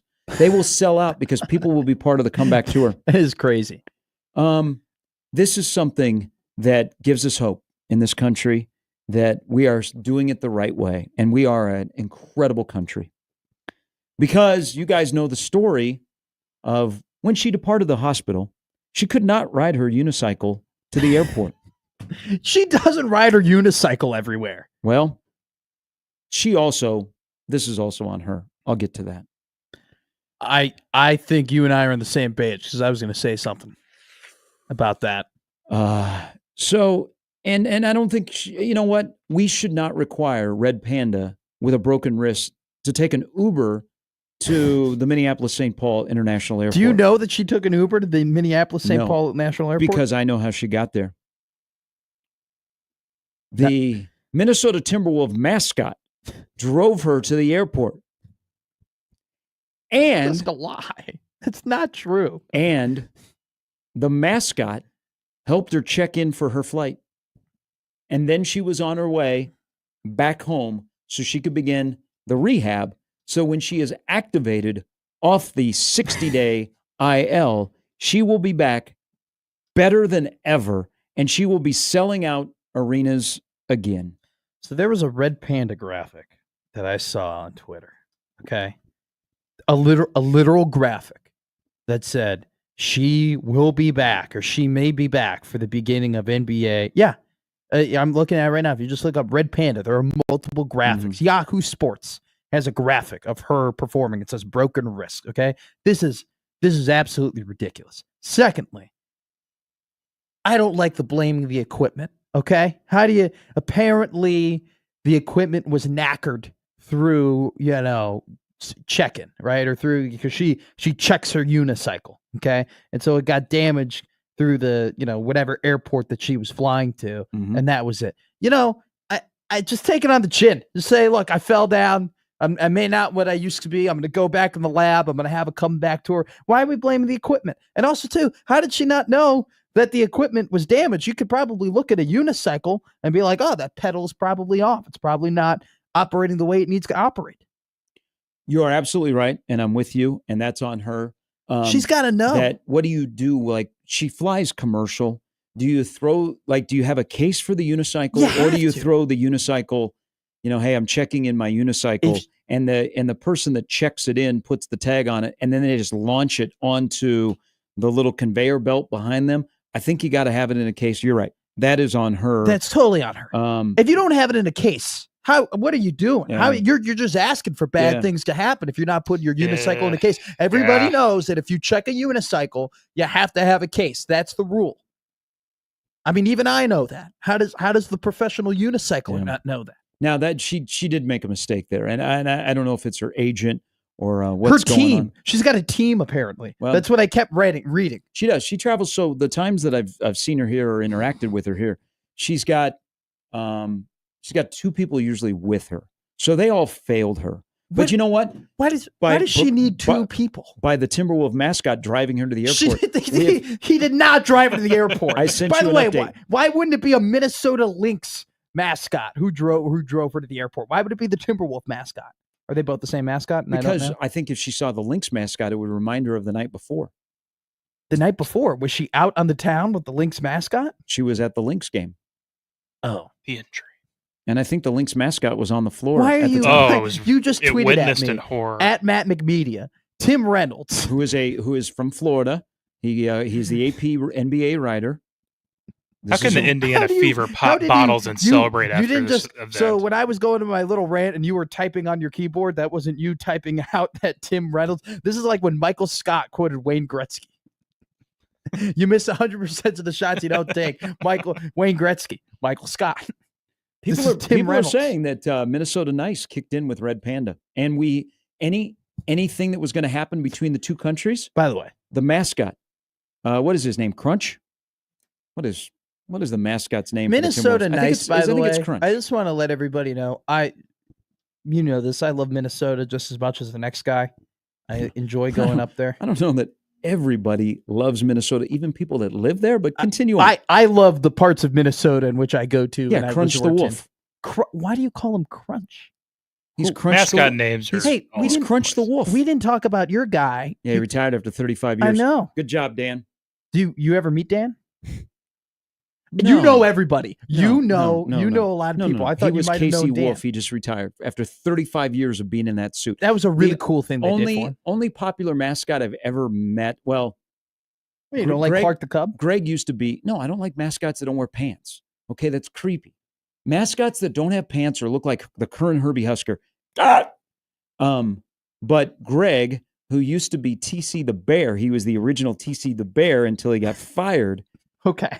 Him and the guy that used to be Sebastian the Ibis, the old John, the longtime Miami mascot, I don't Are the only know what an two- ibis is, by the or way. are the only two. That's the mascot for Miami. Okay. The shots are going to the ship. The shots No, are going to the ship. He spells out Miami. That's kind of tough. How do you do the I? This? You gotta see his little thing. He was great. So those are the only two like famous mascots I've ever met out of uniform. What are Miami's? Miami Heat or Miami? University of Miami. Oh, okay. Sebastian the Ibis. Okay. Okay. Yeah. I didn't know if you meant the No. Marlins. I was like, No. why is No, it- Crunch the Wolf is the name of the mascot for the Timberwolves, who made sure that we did not have bad international relations. Why? because why Red would, Panda- Why would Crunch the Wolf drive? It would be less safe if you had a person inside a costume driving Red Panda to an airport. Because it's Minnesota Nice. And Crunch the Wolf is nice. Once again, I've seen him interact with kids. Minnesota Nice. Minnesota people will tell you everywhere to go except for their homes. Okay. I mean, they're Well, isn't that usually the case? It happens right here in Omaha. Like, hey, where should I go? And you tell them. You don't say, hey, come to, what's your address? I ain't telling you my Okay. address. No. You almost got me there. Did you see my Broncos tweet, by the way? I went to Broncos Denver? yesterday. No, I went to Broncos, the burger Oh. chain, the burger place here in Omaha. And it is my most popular tweet of all time. Really? Yes. I got 90 likes, 4 retweets, and 12 comments because I posted a bag of Broncos with a Coke. And I captioned it Baby's First Broncos. What did you, like, I just saw the timestamp on Yeah, there. yeah. It'll take you like 5 minutes to get to Leavenworth? Yeah. Yeah. Did you drive through? I just drove straight there. All right. I was able to eat my Broncos at let's see, this picture was taken at 10:45.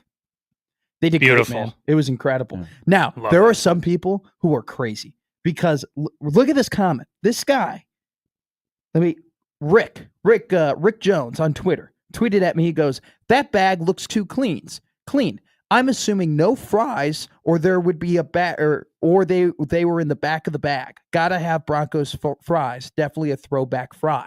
How the hell does Rick know just by looking at the bag that I didn't Their have fries? Their fries are really greasy. I don't do fries. Their fries are really good at I'm not. Broncos. I'm not. So And your they give first you lots of experience, them. would you go back? I'm mad at you Why? because you didn't tell me about it before.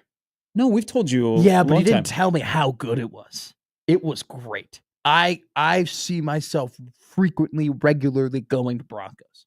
Like You it could be in was- Omaha then. it was disgustingly delicious. It was so, I mean, you felt it in your stomach afterwards, but it was like, man, I loved every single moment of that burger. It made, So I went through the drive-through, and the lady opens up the window, and she was perfect because she wasn't too nice. Yeah. She had a little bit of an attitude, but she wasn't like mean, And she opened up the Little window, bit of and you because you went to the one on Leavenworth. Yeah. If you go to the one over on off of Pacific, yeah, that one's pretty good too. That's my go-to. Yeah. Okay. Even though I live closer to the Leavenworth one, I do go to the Leavenworth one occasionally. She was Leavenworth one's a little tight. They got a lot of construction over there. Yeah. She opens up the window, and I just feel the smell just come into the car. Yeah, It just hits you like a wave. Old school local driving. Oh, and then they had a little bench. They had a little bench outside of there, and I was like, if I see a bench outside of a place like that, I'm taking my food and I'm eating outside. Big Bronco combo. And that's not even a conversation. I would go. Did you go to the Big Bronco combo? No, I just went with the double cheeseburger. Next time you got to get a Big Bronco.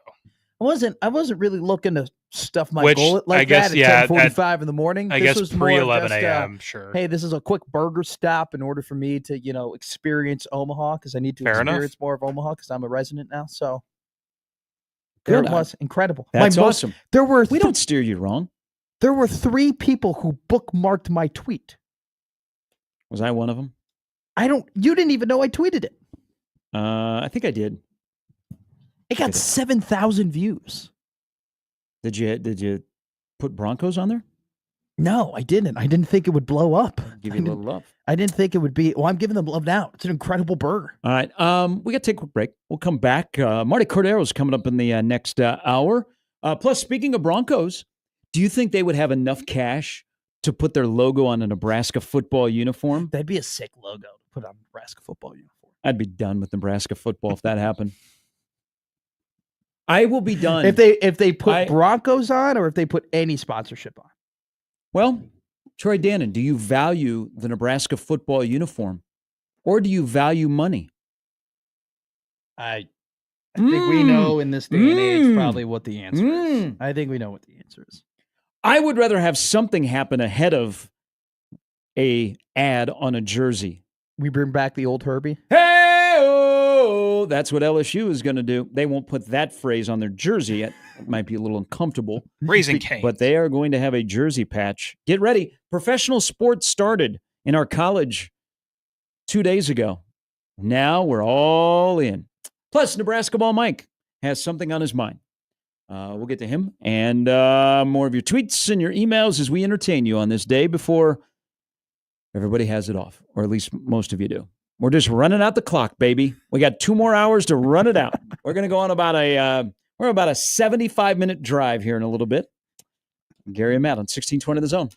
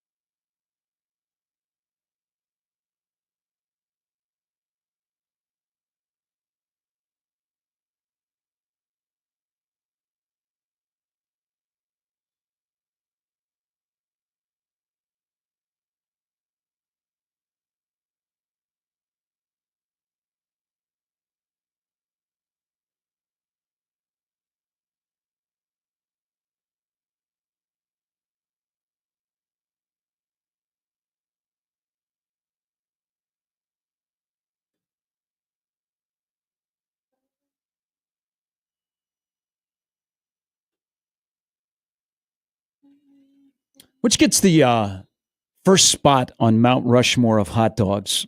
Ballpark or Nathan? Vienna beef, and then Nathan, and then Has Vienna Ballpark. beef become national? I can't.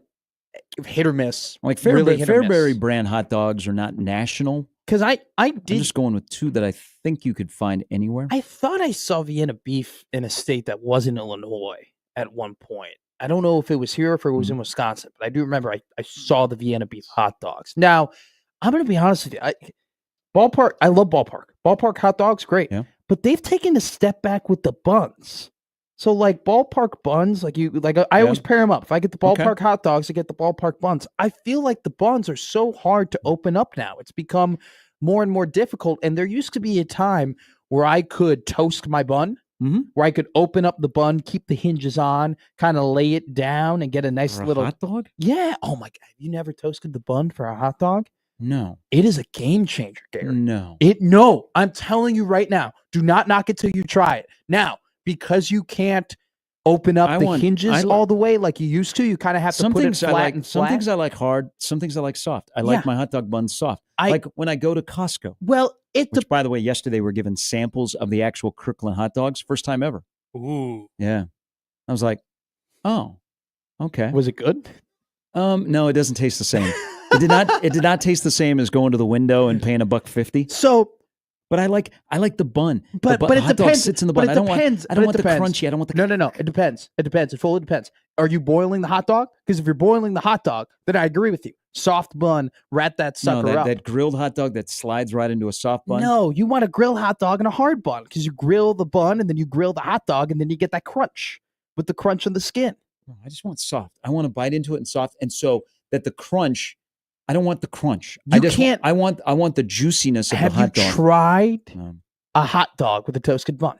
I have never done that. I will. You cannot eventually. There you go. Try it. I should grill for you. I'm a really good griller. I'm very good. I'm a grill master. I've listened to your food advice. I'm going to say that you're a work in progress. What I was giving out food advice at the Omaha Baseball Village, and we had a chef comment in and said, "Matt knows his food. I know what I'm doing." What am I? And that one person got sick. What? Who got sick? Nobody got sick. You gave somebody a wrong tip. No, that's not true at all. Just like the Minnesota Timberwolf mascot didn't drive Red Panda to the airport. Are you saying that a guy that you covers just wrote the NBA... Tim Reynolds' name in front of a tweet? No. Look up his Twitter handle. Then why did you not retweet his tweet then? Why did you have to say that? I'm not a double tweeter. I don't have two tweeter names right next to each other. I just went Tim with one. Reynolds. Yep. Judd writes in about Red Panda. If you're not sure, we're talking about Crunch the Wolf, the Timberwolf mascot, took Red Panda to the airport in Minneapolis. Oh my yesterday. God, he actually tweeted that out. All right, just okay. So Judd says, you know who the happiest person is, and I agree with him. The amazing Sladek, who is the old man that does the death-defying tower of chairs. 65 years of an amazing tour. You don't think he's trying to slide in where she slid out? Okay, no, you're actually making a good point here because you know that there are probably now a lot of dates and big games that have opened up. And like exactly. Red Panda, she's no longer doing the Kennesaw State games versus Nebraska basketball. Mm-hmm. She only comes for the main events. She only comes for the top, cheddar, right? She's performing in the Garden. She's performing to see Liam McNeely drop 40 points against the Creighton Blue Jays. That's where she shows up. Bernie says to let you know that the fry guy at McDonald's is not a chef. I reached out to you. Okay. John says in the Equitable Bank inbox, the best hot dog there is the Roggy dog from the locker in Pierce, Nebraska. Say that I believe that is the local hot dog brand in Pierce, home of the Blue Jays, home of Matt Harry and Pat Moose. I don't know. Ben Bramer. We'll be playing on Sundays someday. Now at Iowa State, could have come to Nebraska, and then they fired Scott Frost. I think I only know 4 hot dog brands. Fairbury, Vienna, Ballpark, and is Johnsonville, or is that Sausage? Does Johnsonville not do hot dogs? It's Sausage. So I only know 3 hot dog brands. Got to get that out there. Got to get that number up. Wouldn't that be wild if 2 guys who either were going to come to Nebraska or were at Nebraska, but Frost got fired, and so they were tied to him, turn out to be All-Americans? Yeah, Ernest Hausman and Ben Bramer? that would be it. I mean, there's nothing you could really do about it, No. but it would be something. No. One quick other thing here. Would you put that up as an accomplishment for Scott Frost? That two guys that he seriously the two biggest accomplishments of Scott Frost's era at Nebraska are moving Cam Jurgens to center, and also the fact that he could get Ernest Hausman and Ben Bramer to commit. Yeah, and they both become All-Americans. Get one here and the other before. Yeah, Ben Bramer's a really good player. If he stays healthy, he's going to play on Sundays, and I think Hausman will play on Sundays as well.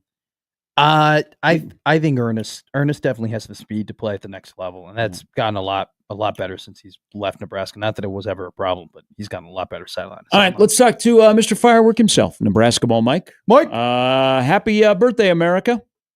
I don't know about that. I hate fireworks. Okay, that's fine. Sparklers. Is Ernest Hausman still at Michigan? Yes, he is. He is all Big Ten. You will see him on September 20th. Turned out to be a pretty good player. I mean, he's a really good player. Yeah, he was a good player here, but it probably better that he moved on. I agree, but he really looked good he did. Really looked good here. He's a good player. Gary, you mentioned something yesterday. Yes, Mike. It's a generational thing. Okay, all right. Let's old people talk to each other. Texas is still Texas. They still live rent free on our heads. We still owe them. Yeah, that's why I would like to play them.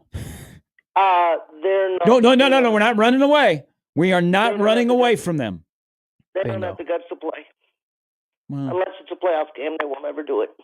Now that would be That'd awesome. be insane. Now that would be awesome if Nebraska and Texas someday played in a playoff game. I mean, I don't care where you'd be fully hussed. I don't care. I'm fully hussed thinking about it. But yeah, Matt, you go back to, if you've YouTube that game, go back to the game where Brent Musburger won money. It's been personal ever since. For those of us that are old enough, it's personal. So when you want to play we him? left the Big 12 because of them. When you want to play him? So, we did. That's why. They ran the conference. They ran us out of town. Yeah, but we'll always have the 99 Big 12 championship game. Yeah, but we owe them for so much more than that. Oh. So, Yeah. And, you want to talk about Red Panda?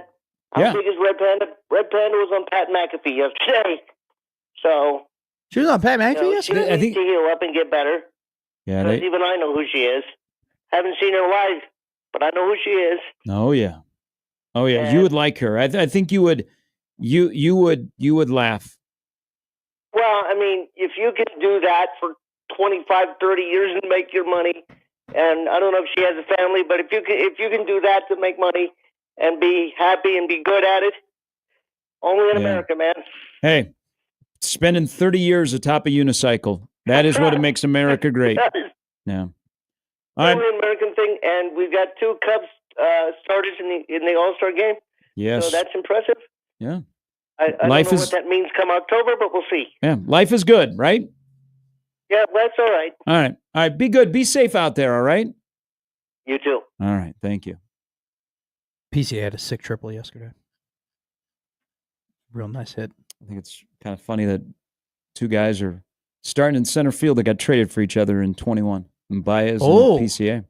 I didn't think about that at all. No. I didn't put that together. But Baez, by the way, has not played hadn't played center field for the Tigers since the 1st of June.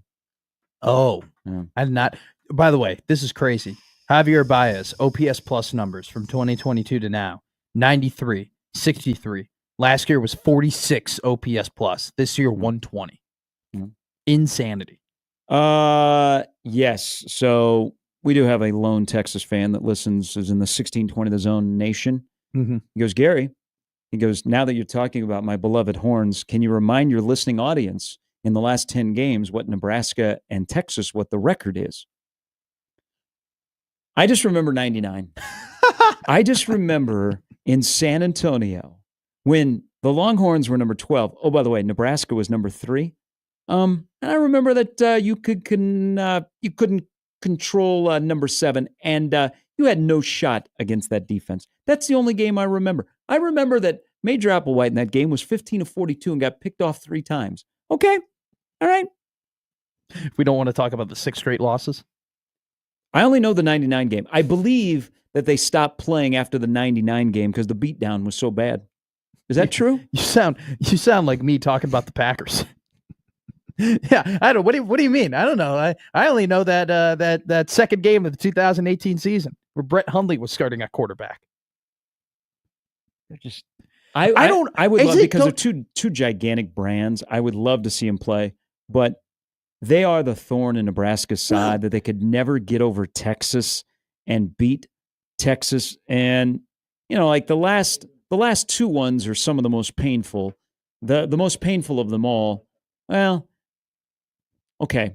The most painful one because it was right there Yeah. was the 09. Yes. Now, 96 at the TWA Dome in St. Louis, that still is befuddling to get beat 37-27, but Nebraska was sick, and I get it. But then, of course, there was the 2002 game. There was just a lot of heartbreak in there. Even the 07 game, or I'll give you one earlier. So if you think about, Sure. this is one I stand on. One of Frank Solich's best teams, maybe his best team, was the 99 team.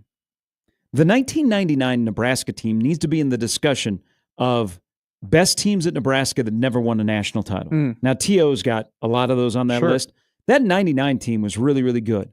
And I wasn't going to do this. That friggin' game in Austin in 99. That one stings. Because that loss in that game and how it happened just the second half will always bug me. I'm trying to, somebody tweeted at me yesterday because I like you I'm clamoring to play Texas because there are a lot of people within this fan base who don't like Texas. And someone tweeted at me, Texas, here it is. Somebody tweeted at me, Texas ain't Nebraska's rival. They are an enemy. We don't ever want to play them and want them to burn and die forever. I know a number of Notre Dame fans who feel the same way about Michigan. Okay, I kind of understand what you're saying here, but Texas ain't Nebraska's rival. They are an enemy. Isn't an enemy a rival? Isn't that the same thing? Isn't that like literally like they are the enemy? So they're not a rival? Well, maybe to add some clarification to that Sure. tweet, maybe comparing it to Oklahoma, which it was a rival, but we liked Oklahoma, Sure. which is a weird thing to say. You Like respected Oklahoma. there was hate at Texas, and then because of what happened in the end with the departure from the Big 12. All right, let's talk more about the game in San Antonio at the Alamo Dome. Here is Tim. Good morning, Tim. Hey, buddy. Hey, the Buckhalter fumble on the 1 yard line in Austin, that was the killer. Those were long Texas trips coming back from Austin, and then the good one was the San Antonio one that you were saying. But yeah, would you want to play Texas again, like a home and home? I think it'd be fun. I think it would be fun. A Kansas City, a Kansas City neutral site would be good. Ooh, Tim, that's a great idea. What about going down to Jerry's World? That'd be incredible. No, we've already done that. But why not do it again? Yeah, it was a little bad. I mean, hey, I wouldn't mind seeing Oklahoma, Nebraska at Arrowhead as well. yeah, No, I would Not rather in the cold like we got our butt kicked either. See- Like in September, that'd be fun. yeah. You don't want to go back and play the 06 Big 12 championship game all over again in that weather? No, I froze my ass. Hey, Tim, thanks for the Great call. Have a call. great weekend. I would totally play Texas in a neutral site. That'd be incredible. I just think, I like the Notre Dame Michigan comparison, where like Notre Dame doesn't like Michigan and Michigan clearly doesn't like Notre Dame, but they do make an effort, every once in a while to play them. And it's like, it's not super consistent, but it's relatively consistent. I would do that with Texas. What do you think if Nebraska and Texas were scheduled to play each other this year, the start of a home and home? Yeah, the spread would be so- plus 14.5. Okay, I was just going to ask that. So Yeah. instead of Texas and Ohio State, it's Texas-Nebraska starting a series this year. Yeah. You would say 2 touchdowns? I would say, well, where Let's we say the playing? game's in Lincoln. Games in Lincoln, 16.5. Okay. And it's no disrespect You know what? Let me pull back, actually. I think it would be 14.5. I don't think 16. It'd be 14.5. It'd be 2 touchdowns. Texas is just the number 1 team in the country right now. And there were just way too many question marks for Nebraska, especially like if that was week 1, where you have like, you're learning new things and you're still making mistakes. If it was later in the year, I think that line would definitely be smaller. If it was at Texas, I mean, what do you think? 20.5? 21? I mean, it'd be a big spread. It'd be a very big spread. I think Nebraska would cover, though. We triggered people today. They're angry about Texas because now it's come back memories. Well, so the last 4 games between Nebraska and Texas, which all went the way of the men from the 40 acres, was decided by 13 points. It would be, I would say, if it was at Lincoln, it would be plus 14.5, and I would bet Nebraska to cover that spread. And I think it would be, it would very much be a stiff arm game. I don't think Nebraska would get blown out. All right. They wouldn't win. More crappy memories. Here is Scott. Good morning, Scott, on the Prairie Flower Casino Hotline. Gentlemen, thanks for taking my call. What game are we going to talk about here? 98 Austin. Oh. Four guys on a buddy trip. Flew down to Austin. Had a fabulous time. Didn't have tickets. Went to the bar district. Had a great time. Lots of beautiful people down there. Find our tickets. 40-yard line upper deck. Okay. These are immaculate seats. I mean, Sure. they are amazing. So we all buy our drink mixer that we're throwing in our sodas. We arrive at our seats at about the exact time they're playing the national anthem. Okay. Our timing is impeccable. National anthem, jets fly over. I'm like, man, that's really cool. Sit down, fix my drink, and a 70-year-old lady behind me hits me on top of the head with her golf visor. And that little metal clip Yeah? hits, and she crowns me. Oh, And my I turn God. around and I'm like, ow, what'd you do that for? And she says, you stand up, they're going to play the Texas State song. And I'm like, what? And she hit me again. And I told this lady, I'm like, you hit me again on top of the head, I'm going to take you over here and throw you off the top of the stage. And the whole game, she did nothing but just badger and pester me. And I was so distraught that Nebraska lost because I wanted to shove it right in that lady's face. And after the game was over, she's like, I hope you had a horrible time. Never Oh, my come back God. to Austin. Oh. That's mean. That's just mean. Dang it. Thanks, gentlemen. Hey, thanks. Of course. Scott. That's a great story. That's just rude, though. I've had that before where I've been in an away game and you talk crap with the other team that you're with, and it's fun. There's kind of this look and understanding of hey, we're just two fans having a good time. At the end of the game, him and I dapped up. We're like, hey, good game, man. Go Bucks, go Bulls, whatever. That was it. But if you're actually mad and angry at somebody at the end of the game and you're wishing bad things on them, you got to check yourself. That's crazy. Scott's talking about the 99 game in Austin, that the stadium was on edge because, remember, Nebraska was number 3 in the country. I mean, again, the 99 team could have won the national championship. That was such a good team. They rolled in there, and Texas was okay. I mean, Texas was a top 20 team, and they had Major Applewhite at quarterback. Mm-hmm. I do remember the night before on 6th Street, the Texas, because there were a lot of Nebraska fans. I mean, there were, there were probably what does Royal Memorial Stadium hold? About 85,000 back then? I think it was about 85,000. It was back then it'd be I more, remember on the video board they announced that it was the largest crowd ever in the history of Texas football. Game was on ABC. It was at 2:30 kick. I was pretty sure it was 2:30. But the night before, there were a lot of Nebraska fans. You already had a huge fan base in Texas, and then there were a lot of people that drove down to Austin. And so 6th Street was pretty nasty the night before. People were going at each other. Sure. And it was warm that day, and Nebraska was number 3, and it was all about Nebraska, and they built it up as, look at what we've done to you in the past. Sure.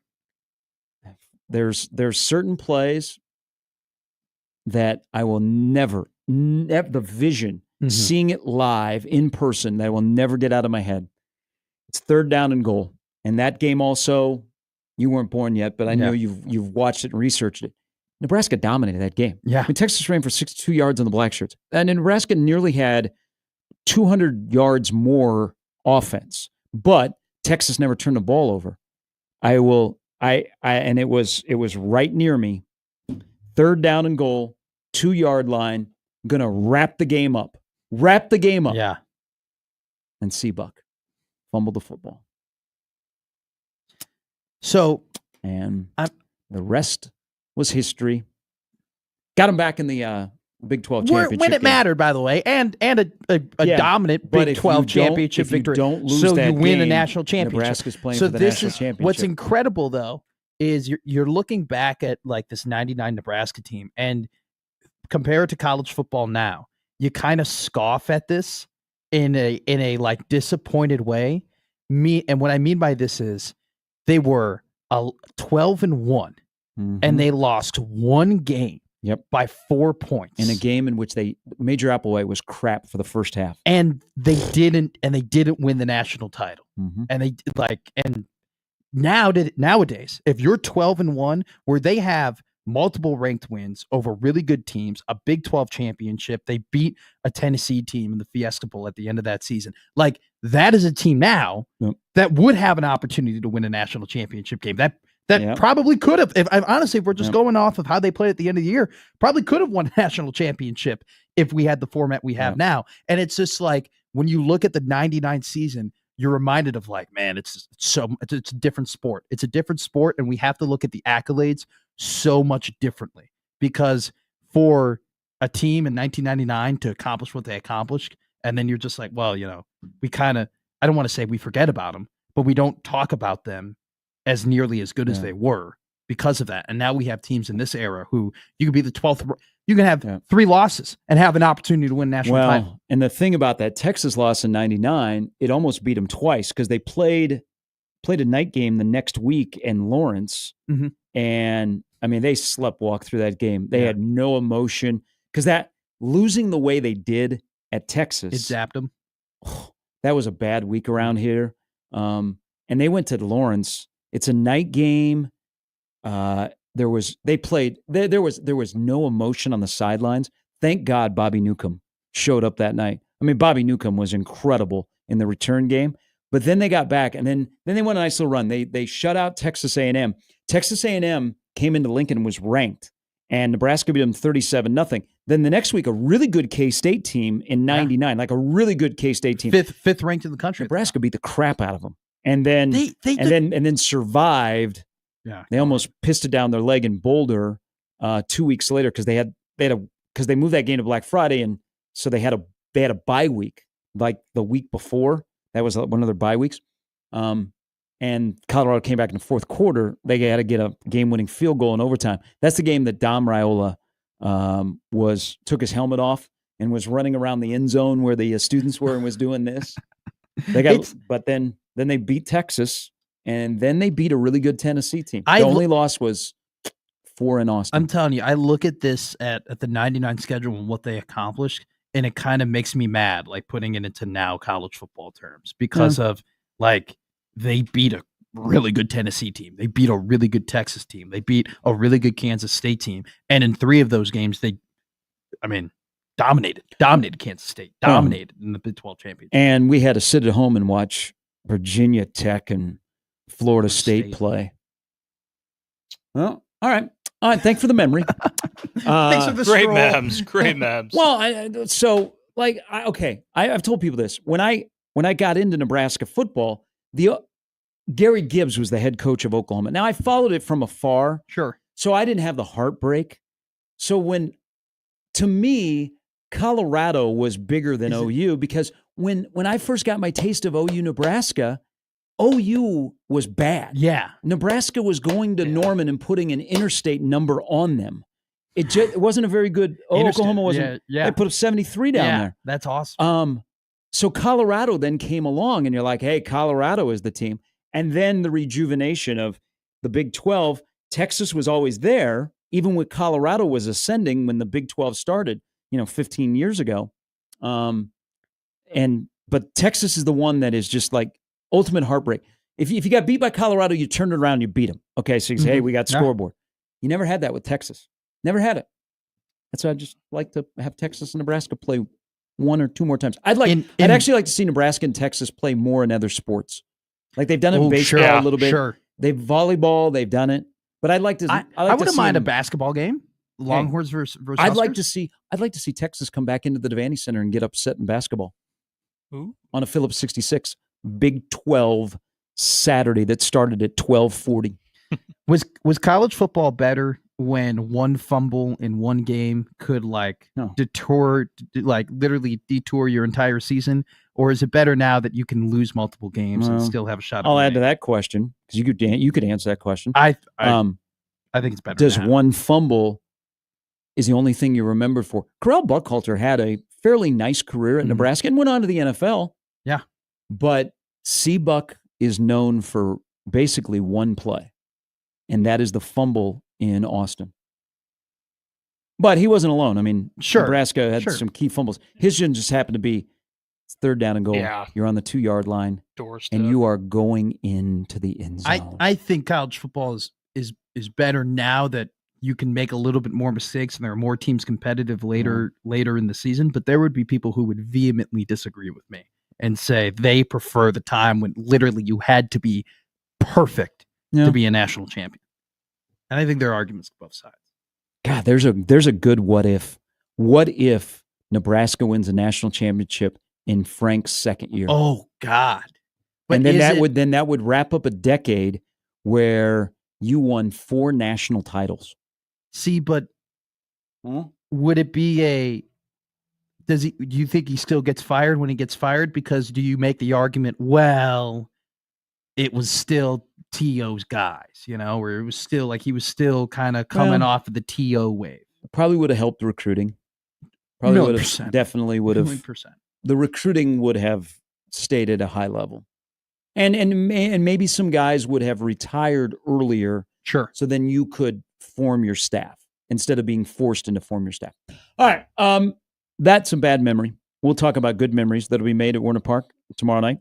It's the big fireworks show. Marty Cordero will join us. Storm Chasers and the Iowa Cubs. Moises Ballesteros. Catcher for the Cubs? Cubs? Your guy who's got a restraining order against you. No, not true. 45 years old. Not true. Can I be Dick Mountain struggled yesterday. Can I be frank with you? Yeah. Now that the Cubs are good, I'm not looking at the MLB top 100 prospects. I'm not. Why? I'm not looking at the pipeline. It looked good yesterday. I am not I know Owen Casey. I'm not looking at the pipeline. He's coming back tonight. He's been out with an injury. I'm not like when we were bad, I was all in it. Now we're good. I'm on the major league team. All right. Marty Cordero coming up next.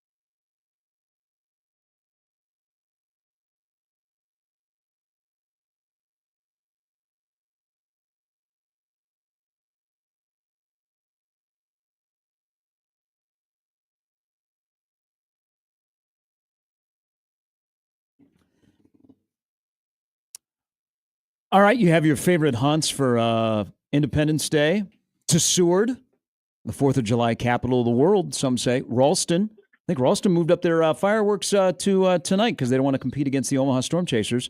But then they have the parade tomorrow. Marty Cordero, the president, general manager of many, many things, including the Storm Chasers Union Omaha, drummer, Philopper Thorian, father, husband, joins us now. Good morning. Good morning.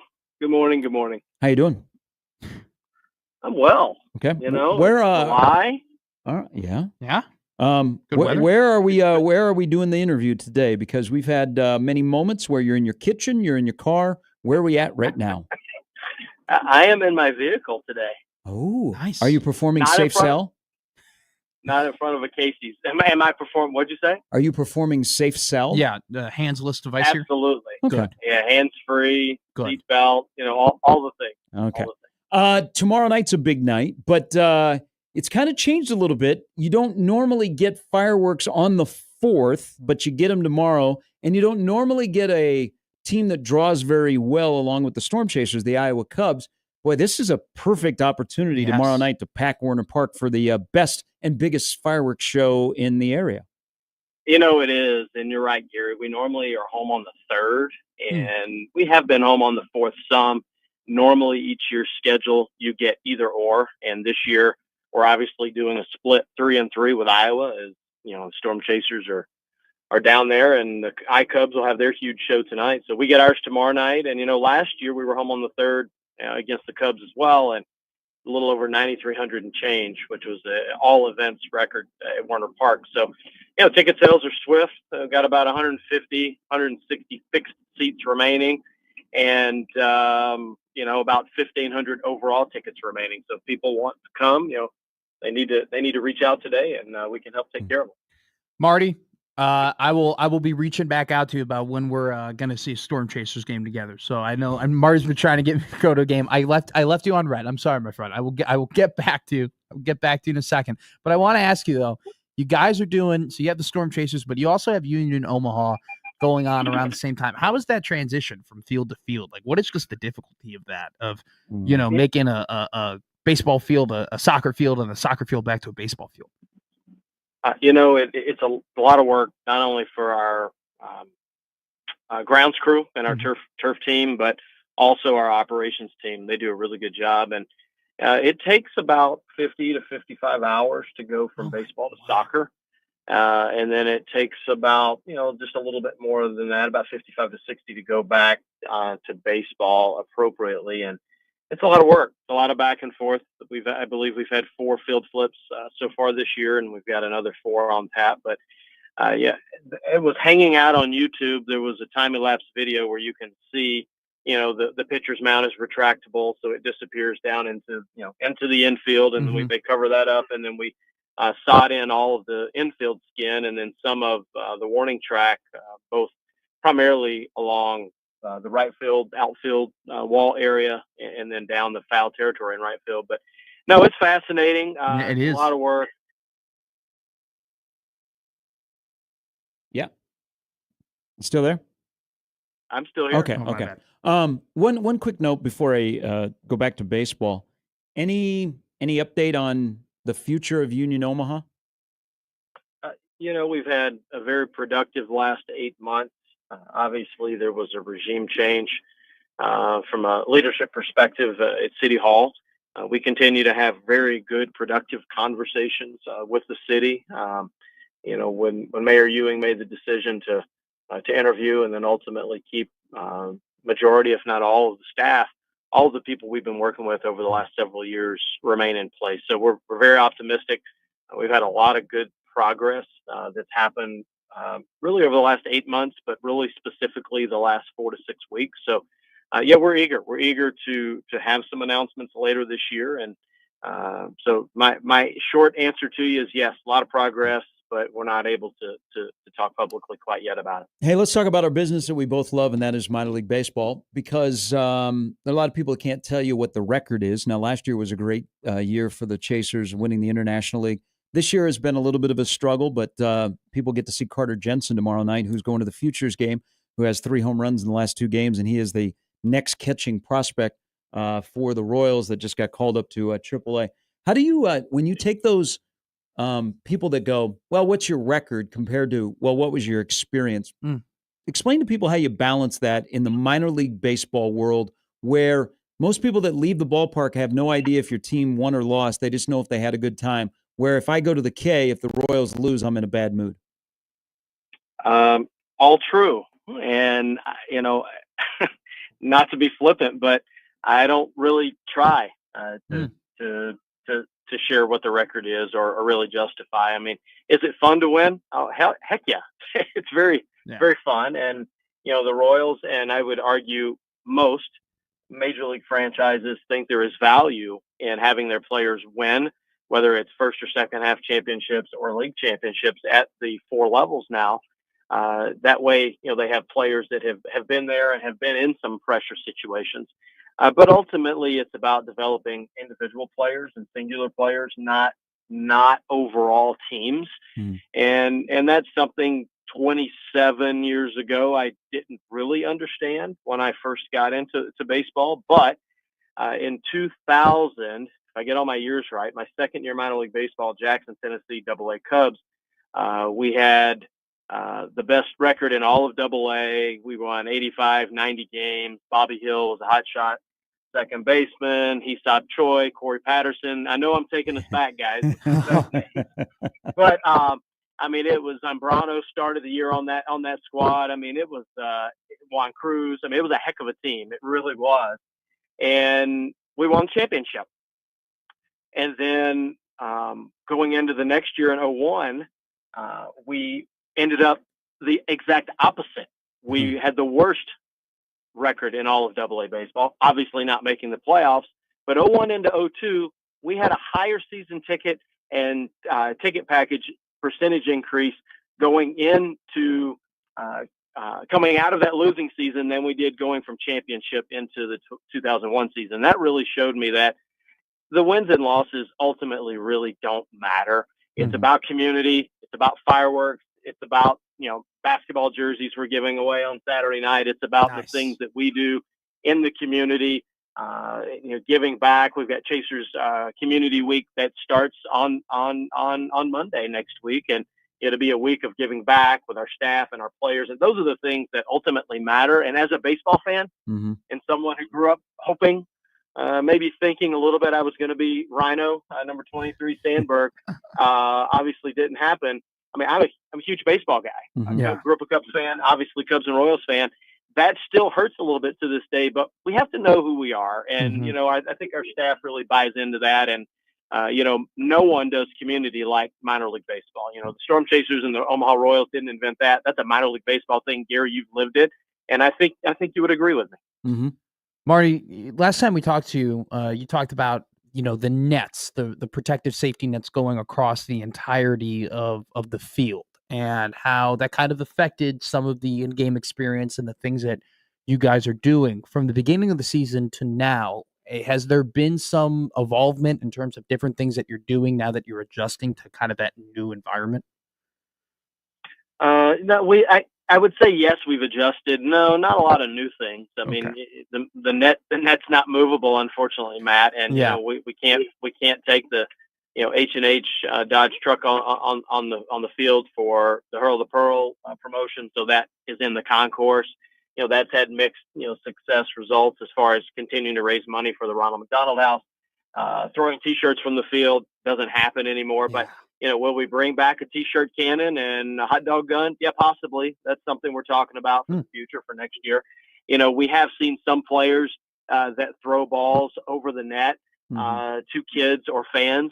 I would tell you that's a lot more dangerous with the trajectory and then that ball coming down if fans aren't paying attention. So while the players are trying to participate like they used to, it's just not the same. And I understand that, there is a safety component to that, but it is something that is very different. All right. What else do people need to know if they're, because some people, that's their only time they can get out to Warner Park tomorrow night for the big fireworks show. What do they need to know so they have a nice, easy evening watching the Storm Chasers and the Cubs?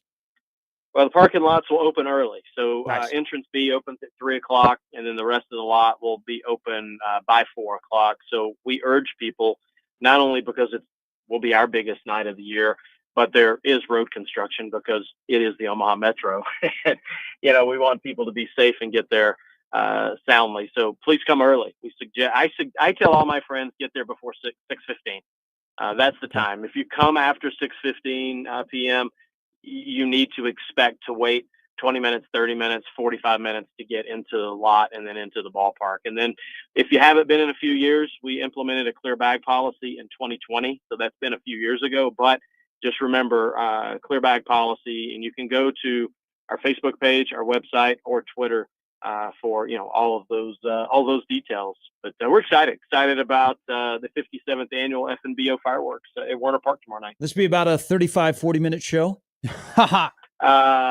If you're going to, add to the fireworks cost and help provide that, yeah, Gary, we're ready. Let's go. 16-20%. Well, Gary and I will drive to Rockport together, and we'll go pick up some more fireworks, and we'll bring it to you.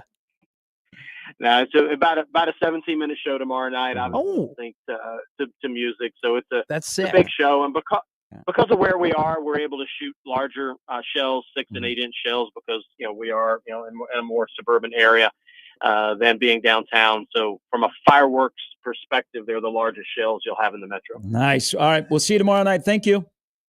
Take care, guys. Thanks, Marty. It's, Marty Cordero, Storm Chasers tomorrow night. Pro. Independence Day fireworks. Look for Peter out there running around with a camera on his shoulder.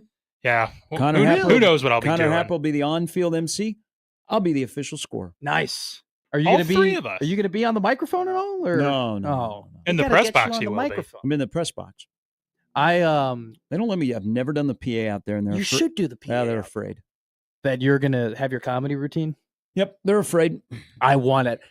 When we were at the Summer League tournament and I was there watching a couple of the games, I saw you. I know where you sit, so I was looking up at you, and I could just feel you just wanting to drop a joke or two, wanting to get the routine out. Do you know that I was able to be more like jokey joke with the Big Ten than I was with the Summit League? Well, the Summit League is, if you were from a Dakota, you'd probably be okay. All right, we'll take a quick break here. We'll come back. We'll put a wrap on this hour. Brian Edwards will join us in the next 30 minutes. Steve Sipple will celebrate his birthday with all of you and America. Oh, Curtis, we were talking Texas. I said, give me the top 3 heartbreaks. Because he said the 06 game where Marlon Lucky threw a touchdown and Terrence Nunn fumbled late. I said top 3 Texas heartbreakers, that 99 game, the 09 game, 96. That shows you how much that 99 game stung, because a lot of people go immediately to 09 in the Big 12 championship game. Well, it's funny because damn, 99. It shows you how much friggin' Matthew McConaughey was blitzed out of his mind. He was so high. Next day he gets arrested for being naked at his house playing the bongos. It shows you how much that 99 game stings, because you still beat Texas later that year. Yeah. And people are still mad about that game. Yeah. And you know what? Roger Clemens was at the Alamo Bowl, or at the Alamo Dome, for the Big 12 championship game. He was talking a lot of crap. Where are you at now, Roger? Probably chilling. Yeah, he walked out. He had these nice crisp jeans on. He had boots on. He was like doing the horns. He had Levi's on. Screw you, 22-6. You don't mess with the black shirts. All right, I'm over it. Okay, it doesn't seem like it. We're back with more after this.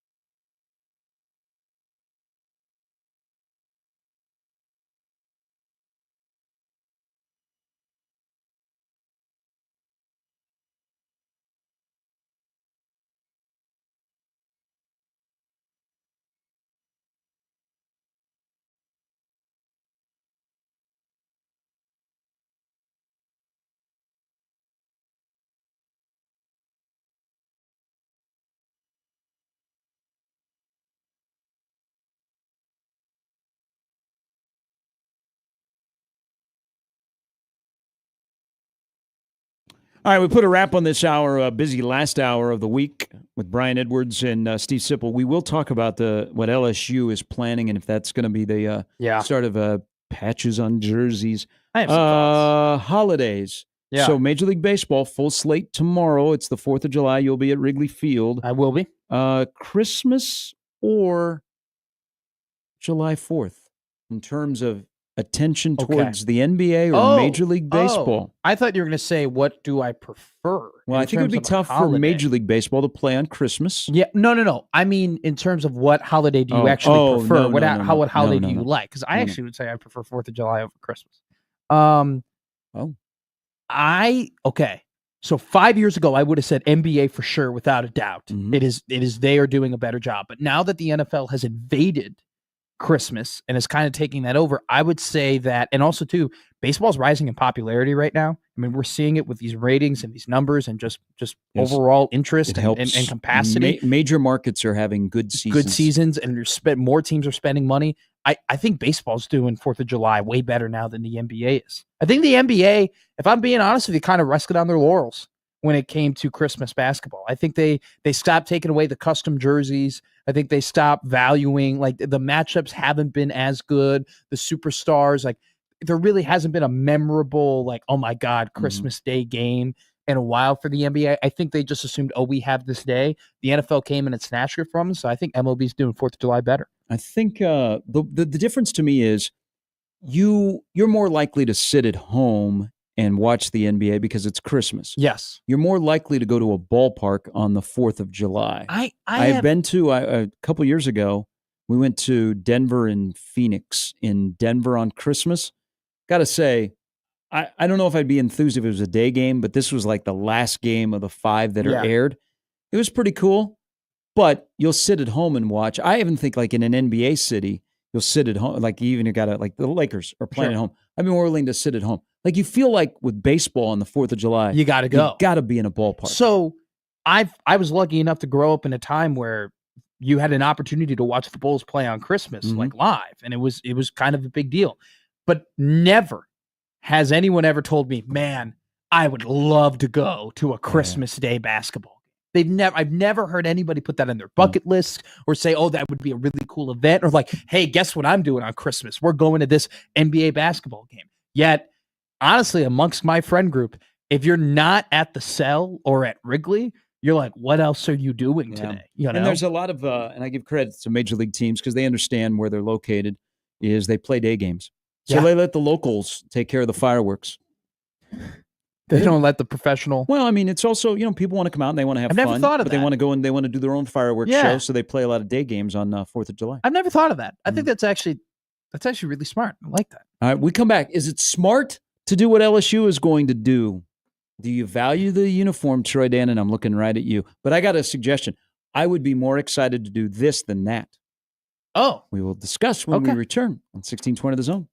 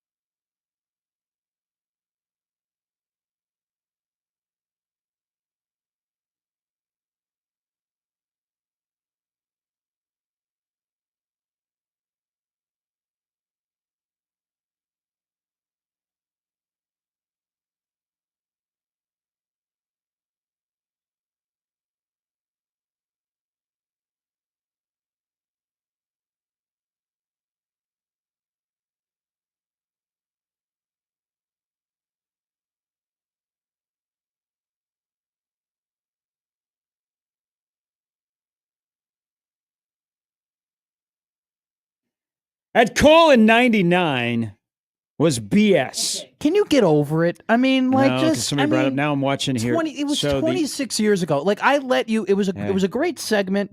Everybody should go back and listen to it on our podcasting, where you kind of recant the history of Texas, and it was great and everything. But it was 27 years ago. All right, it happened, and Nebraska won the Big 12 championship game. Yeah, later that year, you got the champion. You won the game that mattered.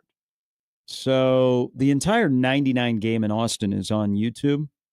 It's 2 hours and 20 minutes. I've been watching it during our breaks. I'm going back here. Don't you think you're watching that like the game, right? Yeah. Those guys look just as fast like in 1999 as they do now. Like it is a fast physical game. But I don't think we like acknowledge that enough. Like if I'm being honest with you, and this is me being a simpleton, but I watch these 90s Nebraska games, and I'm always taken aback about just how fast those teams were. Because I think my Gen Z mind thinks, oh, like we have better technology now, we're much faster now than we were then. I watch when I watch 95, 97, 99, whatever, I'm always taken aback just how fast and physical those teams are. I'll have to ask Josh, because by the way, Connor and Josh are together for Topic Alert Are they Marathon. I need to ask Josh where the Texas losses end up on the groin kick. They're not on. Chronicles. They're not on there because it only starts in 2015 or what was 2014. Too many losses. The last game of 2014. Okay. So Because there's not a Texas game on there. The new episode released today. I'll be listening to it on my flight home. They got to make an addition. They got to put these Texas losses on here because Knoxville Chris says the 99 loss takes the top spot. I will take it to my grave. The Buckhalter was down on the ground and caused the fumble. Also, Matt Davidson's incomplete catch was robbery in the final drive.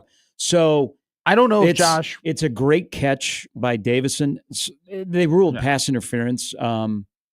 Davison made the catch, and because there was a little under 5 minutes to go. He got mauled by the defensive back, turned around. Crouch kind of threw up a duck, and Davison made a great catch. And so clearly on TV, it was a catch. Now, they did rule the defensive pass interference, but there's so much other things that happened in that game that we'll walk away from. But they need to do a special Texas Groin Kick Chronicles. I don't know if there will be a season 2 of Groin Kick Chronicles because being with Josh for the week during the Omaha Baseball Village and seeing to Cincinnati, it'll be the whole show.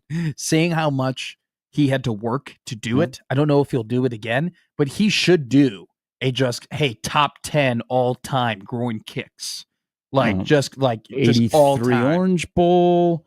There's another Orange Bowl in the 90s in there. There's a couple of Texas games, a couple Oklahoma games.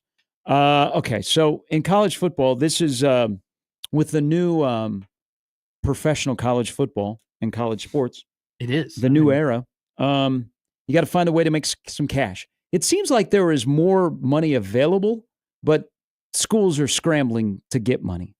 So I mean, they're using every resource they possibly can. LSU, their athletic department, they are looking for multiple directions to get ahead of the curve from a monetary standpoint.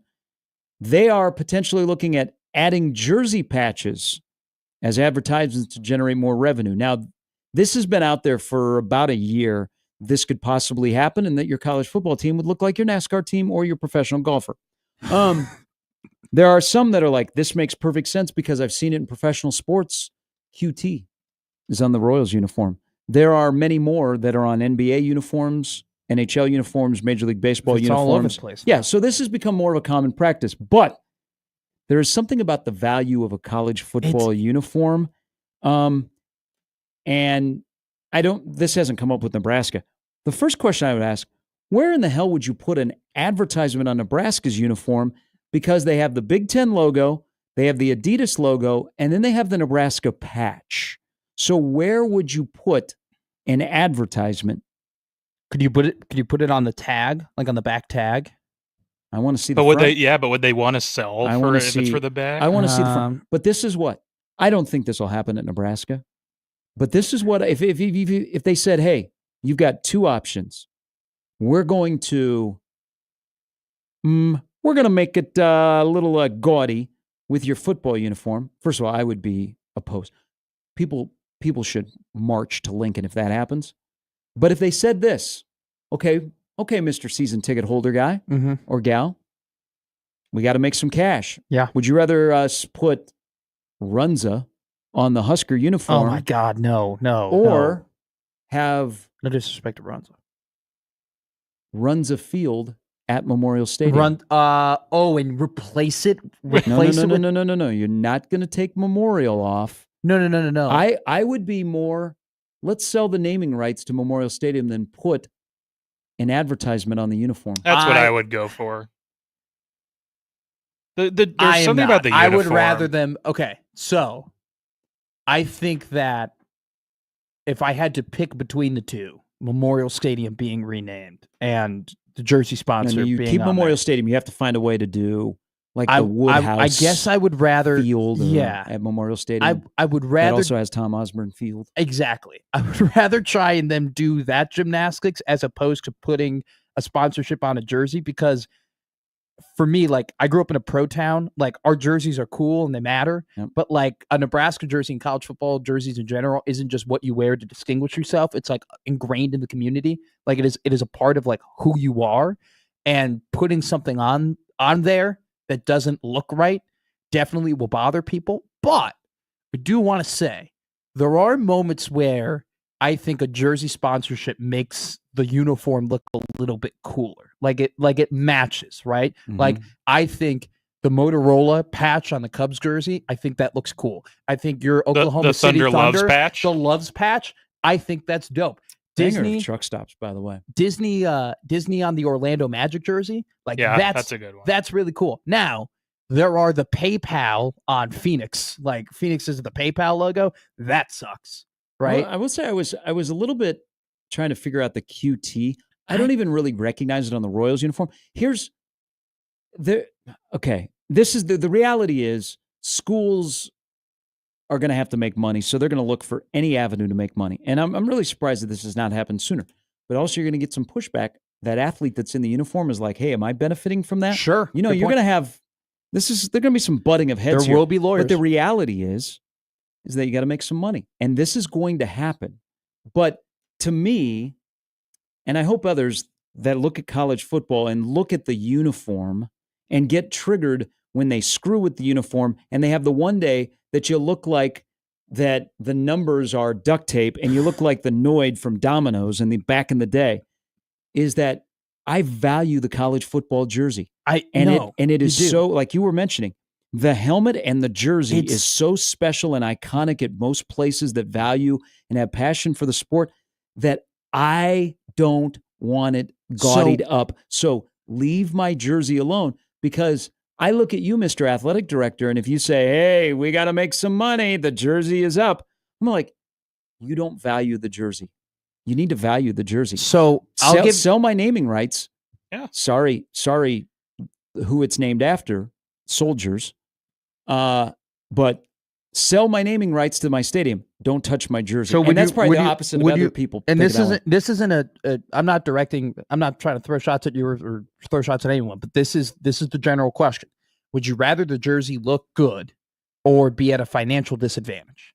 Because if every other team in the Big Ten has a jersey sponsorship and they're getting that additional revenue, right? And that allows them to do more things. Would you rather have your jersey look cool or be playing on the back foot in terms of finances my question against would other be, teams? That tells me that whoever is running your finances, they don't know what the hell you're doing. Sure. If in the Big Ten, you have to do a jersey. Now in the state of Louisiana, they have some issues with some cash. Mm-hmm. Okay, so maybe it makes more sense there, and that's because we are not flux with cash. Sure. But in the Big Ten, if you are forced to do that to your jersey, that tells me that somebody that's got the calculator out don't know what the hell they're doing. Well, and where'd so all that money go? Because you're getting a lot of money that you would be forced, because in terms of selling naming rights to the jersey would be on a low end. Now, the return on investment probably would be worth it, but it's not like you're doing a naming rights deal, 10 years, $105 million. You're not doing that for a jersey. I guess so your finances would be like, okay, you guys are doing it wrong in your athletic department in the Big Ten. Even if you're Rutgers or Maryland and you're not fully in yet, So I think that's the case. So with like pro jerseys, as a Cubs fan and as like a Blackhawks fan that has like my favorite jerseys now have sponsorships on them, I was annoyed by them, but I got over it. Like you get over it. You're like, all right, this is what it is. It actually okay. It looks kind of nice, whatever. I don't think you could get over. I don't think you could get over this if it was a bad jersey I sponsorship. guess And we kind of get a preview of them with the bowl game sponsor patches. Oh, sure. But Yeah, but that's a bowl game. but and I that's expect a that. one-off. That's Yeah. everyone and expects that's a that. specialty guys, jersey too. Guys, if you're doing this at Nebraska and they're going to move forward with this, what are you taking off? Okay. Well, that is a remember, good it already point. has on the front. It already has 3 logos. It has What- the Big Ten logo. It has the Adidas logo, and then the Nebraska football patch, which a lot of people don't know actually what that patch is. Okay, they just know that it has been on nearly every Nebraska jersey for the last 3+ decades.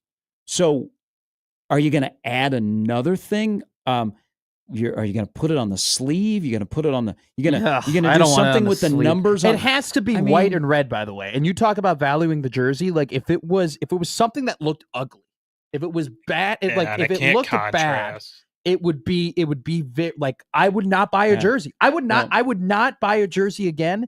And Nebraska fans, like, there's a lot of jerseys that are circulating that you could Yeah. just rather go and buy those. Well, it'd also be whoever did this deal. Like, let's say, and I'll use them because that's where I buy my cars. Woodhouse. Okay. So Woodhouse's color scheme is blue. No. Okay, they're blue and white, and they spend a lot of money. You'd also have to worry, I think, in this state about the kickback of the negative PR. All right, that's gaudy. Woodhouse. Pfft. I used to buy my cars there. I'm not going to buy my Sure. car there now. Oh wow. Hey, sell the naming rights to Memorial Stadium before you sell anything on the jersey. That's my only request. So I'm trying to. But if Nebraska's in a world of hurt that they have to do this, then what are we doing? So I'm trying to find the biggest jersey sponsorship deals for American sports because there's all of these like soccer's been doing this forever and those deals reach like $70 million a year. You're not going to reach that number. I think wasn't it Rakuten who they were the first one to sponsor the Golden Skate jerseys, and I think they had some it was like a massive I think it was close to 9 figures if I'm not mistaken. I'll have to do more research on that. I think if you get to the point where it's like, okay, we have to do this and we have to make money, I think I would learn to live with it as long as it looked good. As long as it looked good. I would Nope. I don't want it to happen. Nope. I don't want them to put a sponsorship on the jersey. I think college jerseys mean so much more to their fan bases and to the people and to the alumni than pros do. I think that I know you just started this whole it's a business thing, but I don't think you can get away with it this early, right? And it took the MLB and the NBA and the NFL a very long time to do a very, very long time to do this. And I think that in your first year of rev share of taking over a pro model, if you were to just jump into sponsoring stuff, I don't think that would sit well with anybody across the country, not just Nebraska. What the hell? fans. Let's go all in. You know what? Let the player that's wearing that jersey sell their own advertisement. Oh, God, Let's just no. do that. God, no. Yeah. God, Let's have 75 guys in uniform and they have the ability to sell a sponsor on their jersey and that's part of their NIL. Let's just do that. Okay. And then in the post-game interview, when Dylan comes up to the podium, he thanks all of his sponsors. He's like a NASCAR driver. I wanna thank the Nebraska Cornhusker, Ford Motor, Jacksaw, Kirkland brand signature team for an incredible game that we played today. The pushback is kind of interesting now this became public. Now, this has been talked about for a while. LSU is the first major program that has taken the step that this is something we're entertaining.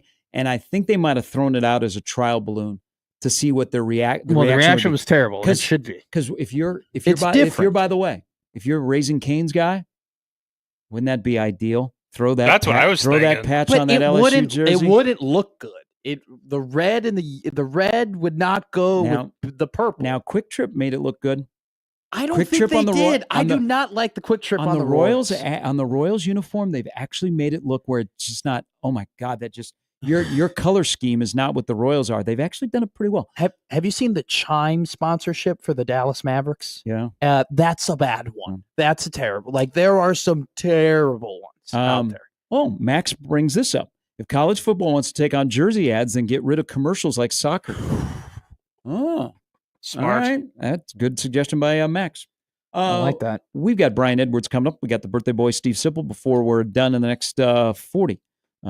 Before we send you on to a holiday weekend, everybody. It's Gary and Matt with Peter on 1620 The Zone.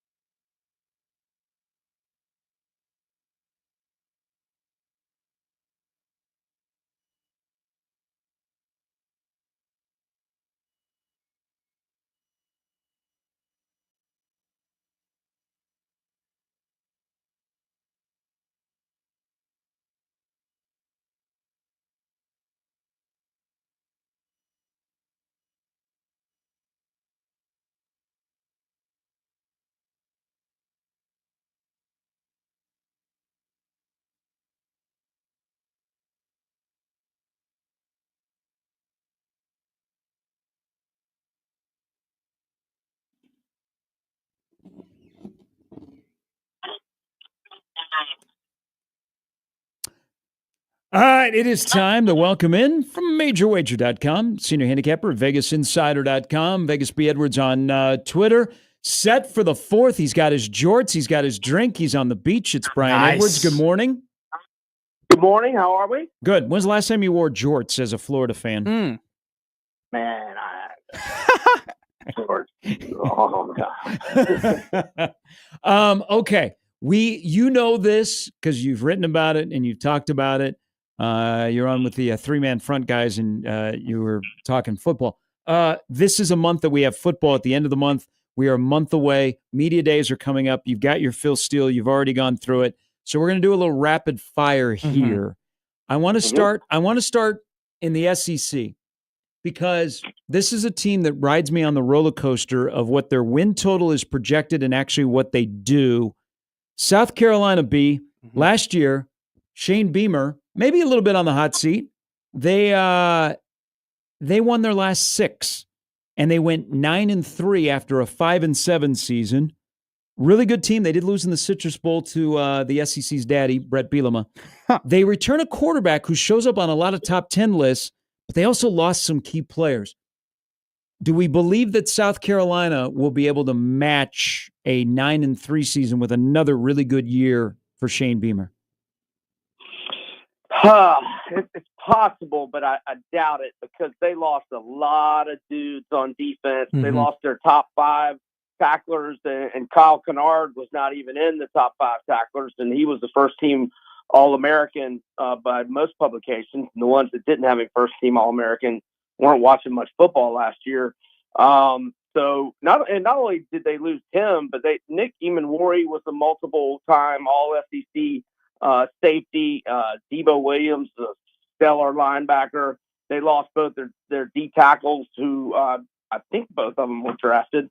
And it's just a lot of people. They lost 39 lettermen.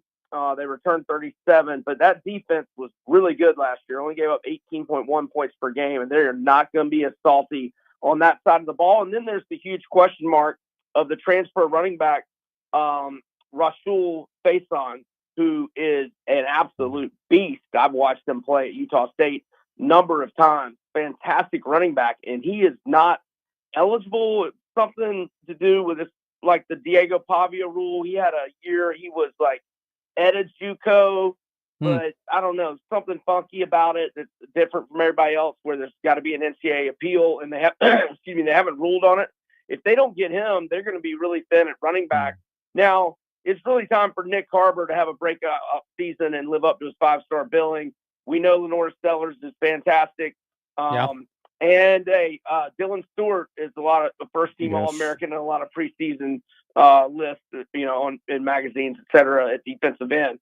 I look at the schedule, a lot of swing games to me. The season win total 7.5, under -130, over +106.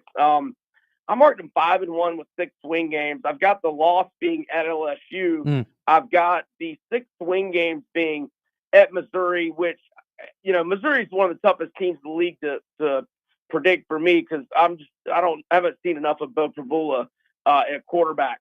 And I was thinking maybe they would be interested in Retzlaff possibly from BYU, but I haven't seen him linked to any schools yet. The next swing game I have is Oklahoma at home, where I lean South Carolina. I'll go ahead and give them a W there to get them to 6 wins. They're +7.5 to Bama at home. That's a game they could definitely win, but I marked that a swing game. At Ole Miss, at Ole Miss and Alabama at home, maybe let's just say there's a split there. So that would get them to 7 wins, but I think they'd probably lose at A&M. And then they're 5.5-point underdog to Clemson at home. I think they're probably 7-5 going into that game. They can certainly win that game being at home, but they are a 5.5-point dog. So I think they are either a 7-5 or 8-4 team. Now, the way that could go differently is if, Sellers has a Heisman type year, Faison gets ruled eligible and rushes for over 1,000 yards, and the defense is maybe a little better than I'm thinking. But right now, I would say they're 7-5 or 8-4, and no play on the win total. It's a good number. Brian, one team that I've been pretty high on coming into this season is Michigan State. I think that Aiden Childs has the opportunity with Jonathan Smith to take another step as a quarterback. I really like who he's throwing to in Nick Marsh, a returning sophomore wide receiver. They went out and they addressed the line in the portal. They got 3 new starters there on the offensive line. And the defense, a lot of familiar faces from last season. The non-con is doable. It's not a hard non-con at all. But they, it's not as if their conference schedule is a walk in the park. The over-under is 5.5. What's your outlook on it? So I love Jonathan Smith, but you look at last year, I mean, 4 of the 5 wins were FAU at home in a one-possession game, a one-possession game win at Maryland, a win over Prairie View A&M, and a win over Purdue, and another one-possession game. But by the way, they go 5-7, but they went 3-2 in one-possession games. Yeah. They were now where they can, turn things around is they were -8 in turnover margin. You'd like to think that they, go from -8 to, +3 or 4 in turnover margin. That could be the difference in 2 or 3 games. But their O-line, they're not ranked in Phil Steele's national unit rankings. They aren't ranked at running back either. Childs, I know he should be a lot better. And again, I trust Jonathan Smith, but he was only 13-11 TDI and T ratio last year. Looking at the schedule, I initially marked them 3-6 with 3 swing games. Now I've changed it to 4 and 6 because I initially marked, Boston College at home in week 2. I marked that a swing game. I changed that to a W. And I'll change the swing game UCLA at home to a W as well. So that gets them to 5-6 with 1 swing game, right? What's the other swing game?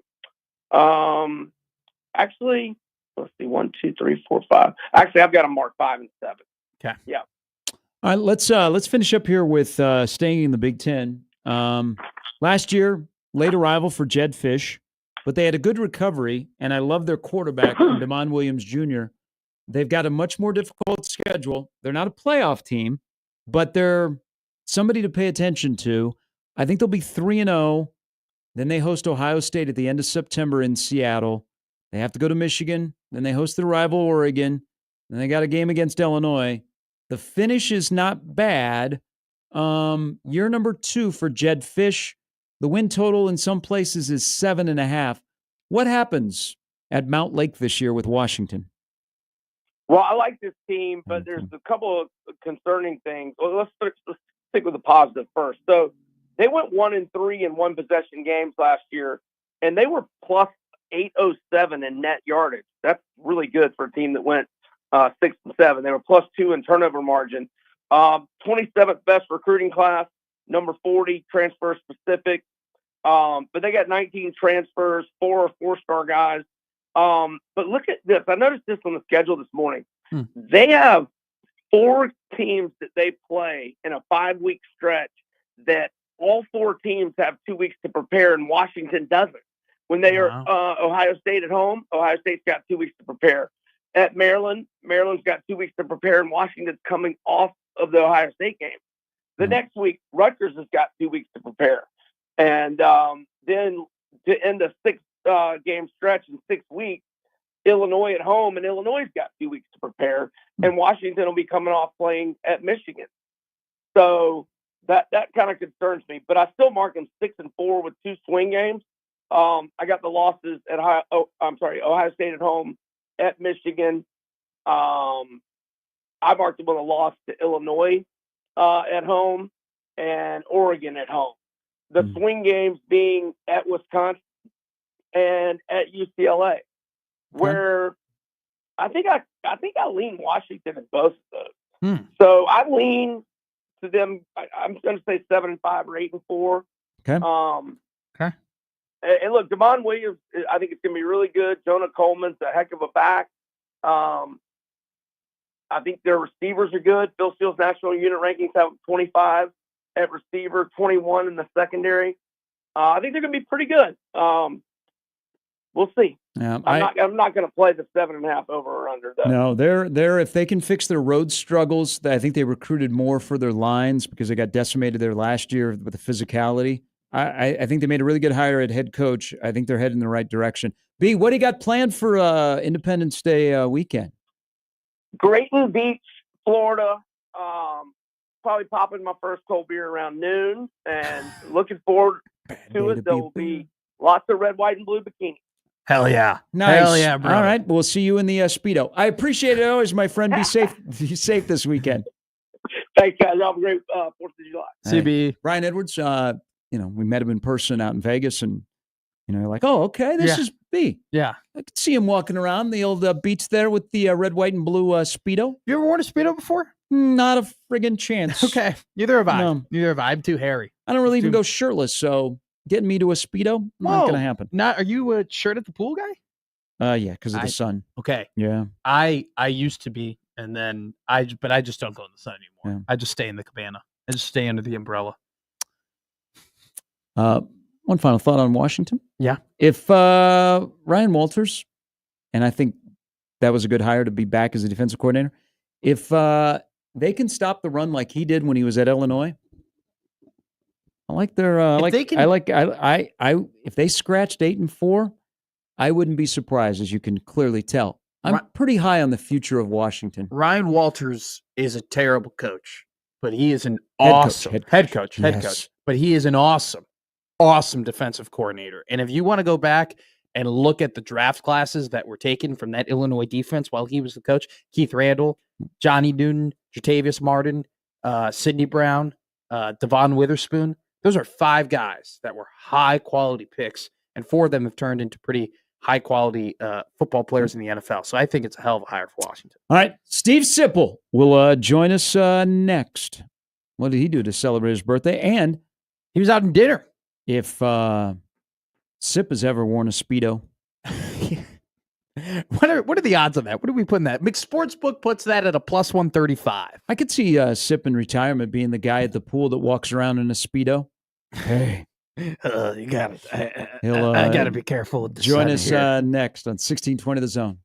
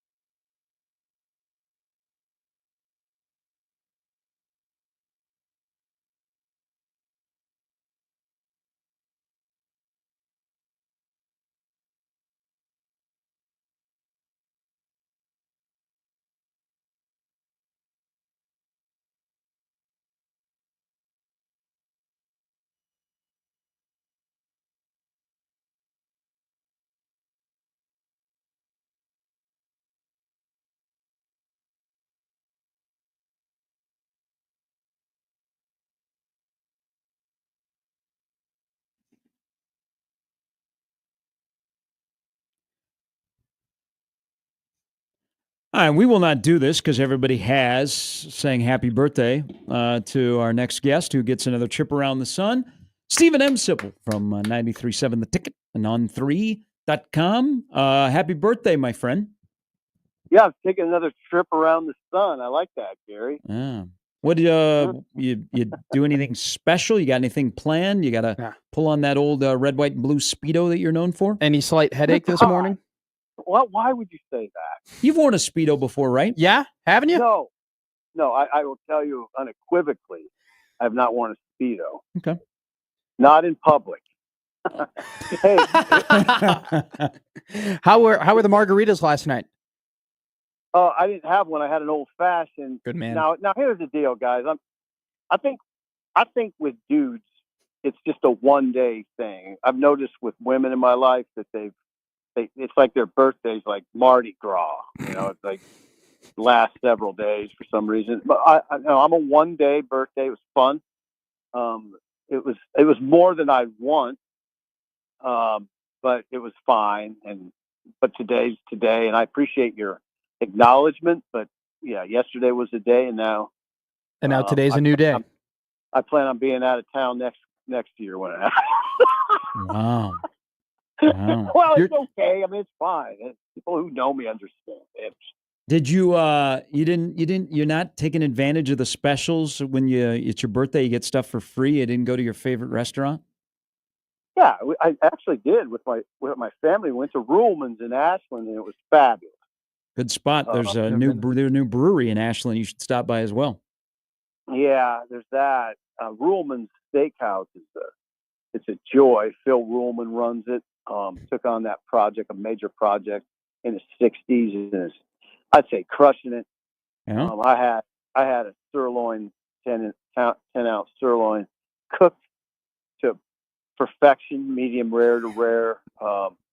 They have this cookie skillet that's kind of sinful. And I would say that just the service is incredible. In fact, I was telling Phil last night, I'll be there again Sunday and probably again Wednesday. Why are you going that often? Isn't a steakhouse supposed to be like every once in a while? Isn't it supposed to be a treat?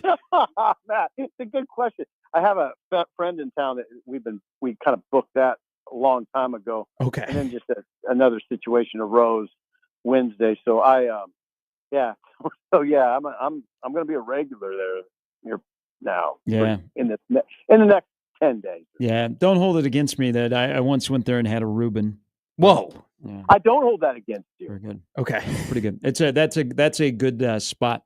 All right. Speaking of spots, 8 weeks from today, we will be hanging out at Arrowhead Stadium together. You'll be talking about, man, this is the greatest NFL venue, great spot. You will be telling me about what you were doing in 1998 when Nebraska had a goal line stand to hold off Oklahoma State, or how cold you were in 2006 for the Big 12 championship game. That's 8 weeks from today, Sip. When that happens, what position will Henry Lutovsky be lining up at on the first snap? Good question. Sean Callahan. I'm familiar. We were talking about this yesterday. My dear friend and colleague. I had thought earlier in the summer or late in the spring that Lutovsky was trending towards right tackle, but he might be inside. Like I think left guard, and Rocco would. I think Rocco would be right guard. Maybe switch over. I don't know, but Sean's got me kind of convinced that Lutovsky will be at guard. I like him at tackle. I think he comes out of his stance more at this point of his career, more like a tackle. But he can do both. But I think what we're seeing now is the fact he's going to Vegas is I got a lot of people's attention. Yep. Because Lutovsky's not at the top of everybody's tongue when you talk about critical players. Now he is, and it's pretty it's pretty clear he starts. You know, I mean, you're not taking a guy who's on the fringe to Vegas. He's not on the fringe. He starts. And my guess is, as of today, inside. He'll be inside, guard. Gary and I were having a great conversation earlier in the show about the 1999 Nebraska football team. And how good they were, right? 12-1, ended up being the third-ranked team in college football at the end of the year. Didn't win a national title though, and they lose one game. They lose one game to Texas in heartbreaking fashion, and that disqualifies them from being able to win the national championship. Nowadays, in the current realm of college football, you can lose multiple games, and you can still be able to win a national championship. Stephen M. Sipple, do you prefer the days when you had to be basically perfect to win a national championship game or championship, or do you prefer today where you can be pretty competitive come November? There are multiple teams that are competitive come November.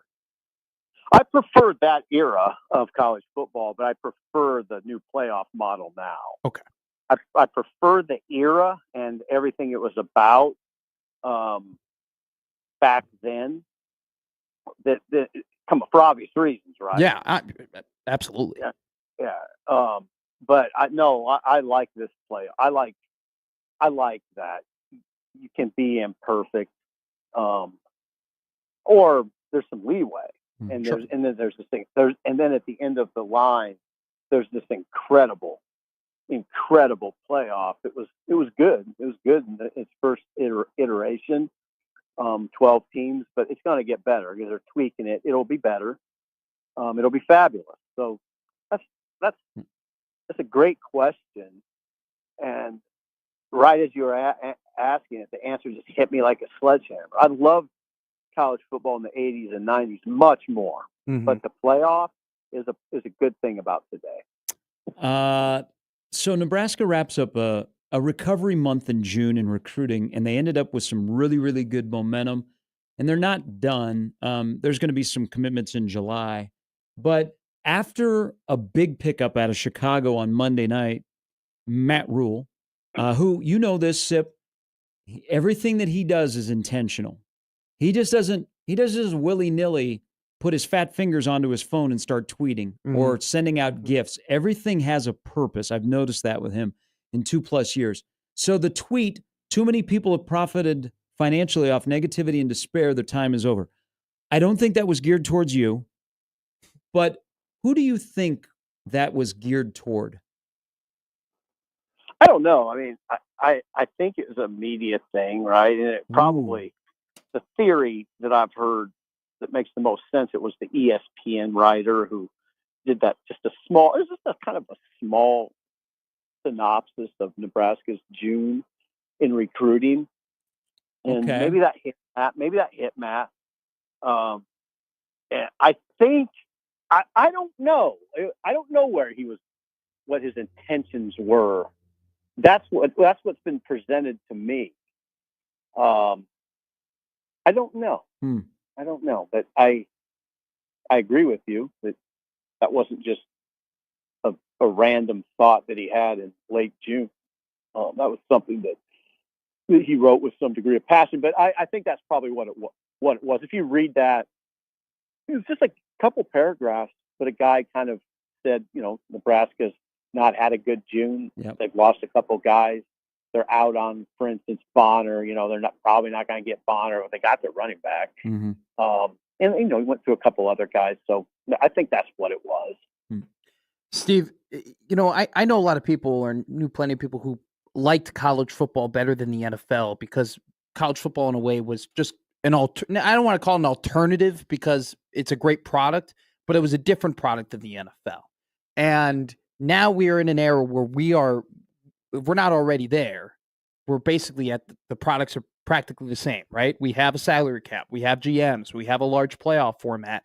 We have players who are making more money than some of these coaches. We have, the rules that made college football unique. We have now eliminated some of those rules and adapted them toward the NFL. And I know that there's this worry that there might be some lost interest in college football, and there will be less people who are interacting with it and watching it and going to the games. But my question to you is, what is now the alternative to college football if you're not into it anymore? Where else do you go? Where do you get your fix for sports at that point if you're not interested in college football anymore? I think it just depends who you're talking to. Sure. If it were me and I wasn't in my business that I'm in, if it wasn't my occupation, I would just probably throw myself harder into the NFL. I mean, there'll be people. I think there'll be people like that. I'm not ready just to throw up my hands though and say, okay, look for the ratings to plummet. Look for attendance in college football to plummet. I don't think it'll be that way. I don't. I'm watching it. I mean, there's never a point in my career where I will be, where I will have watched attendance figures and TV ratings as closely as I do this year. Mm-hmm. But I don't expect appreciable drops. I just don't think it'll happen that fast. I think if it happens at all, I think it'll occur over time. It just doesn't. A product that is as important as it is to us in this country, particularly in a place like Nebraska, it's just not going to fall off. Yeah. I don't think it'll just fall off dramatically in kind of one fell swoop. I think it would be something that occurs over time.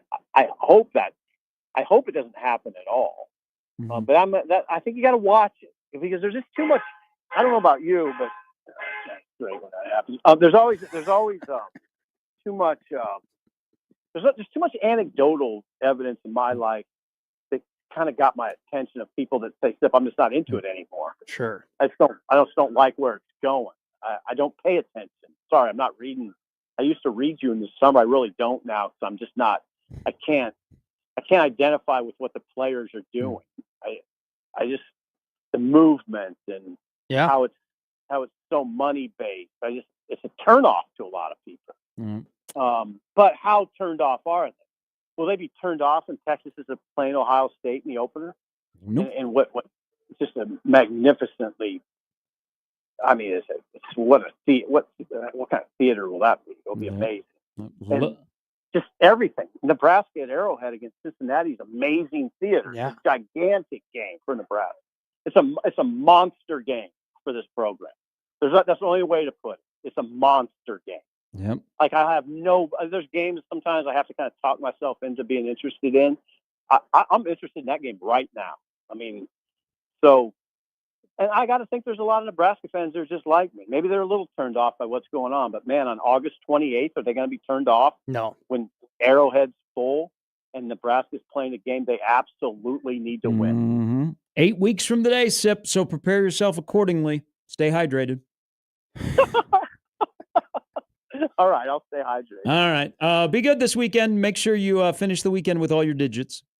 I always appreciate you guys, and I appreciate you pivoting a little bit. I don't. Oh, no problem at all. Hey, no problem. Also, hey, real quick too. You and I, no beef, right? We've squashed that. Okay? Oh my God! I hope that people didn't think that. I know it was a good convo. Many thought that.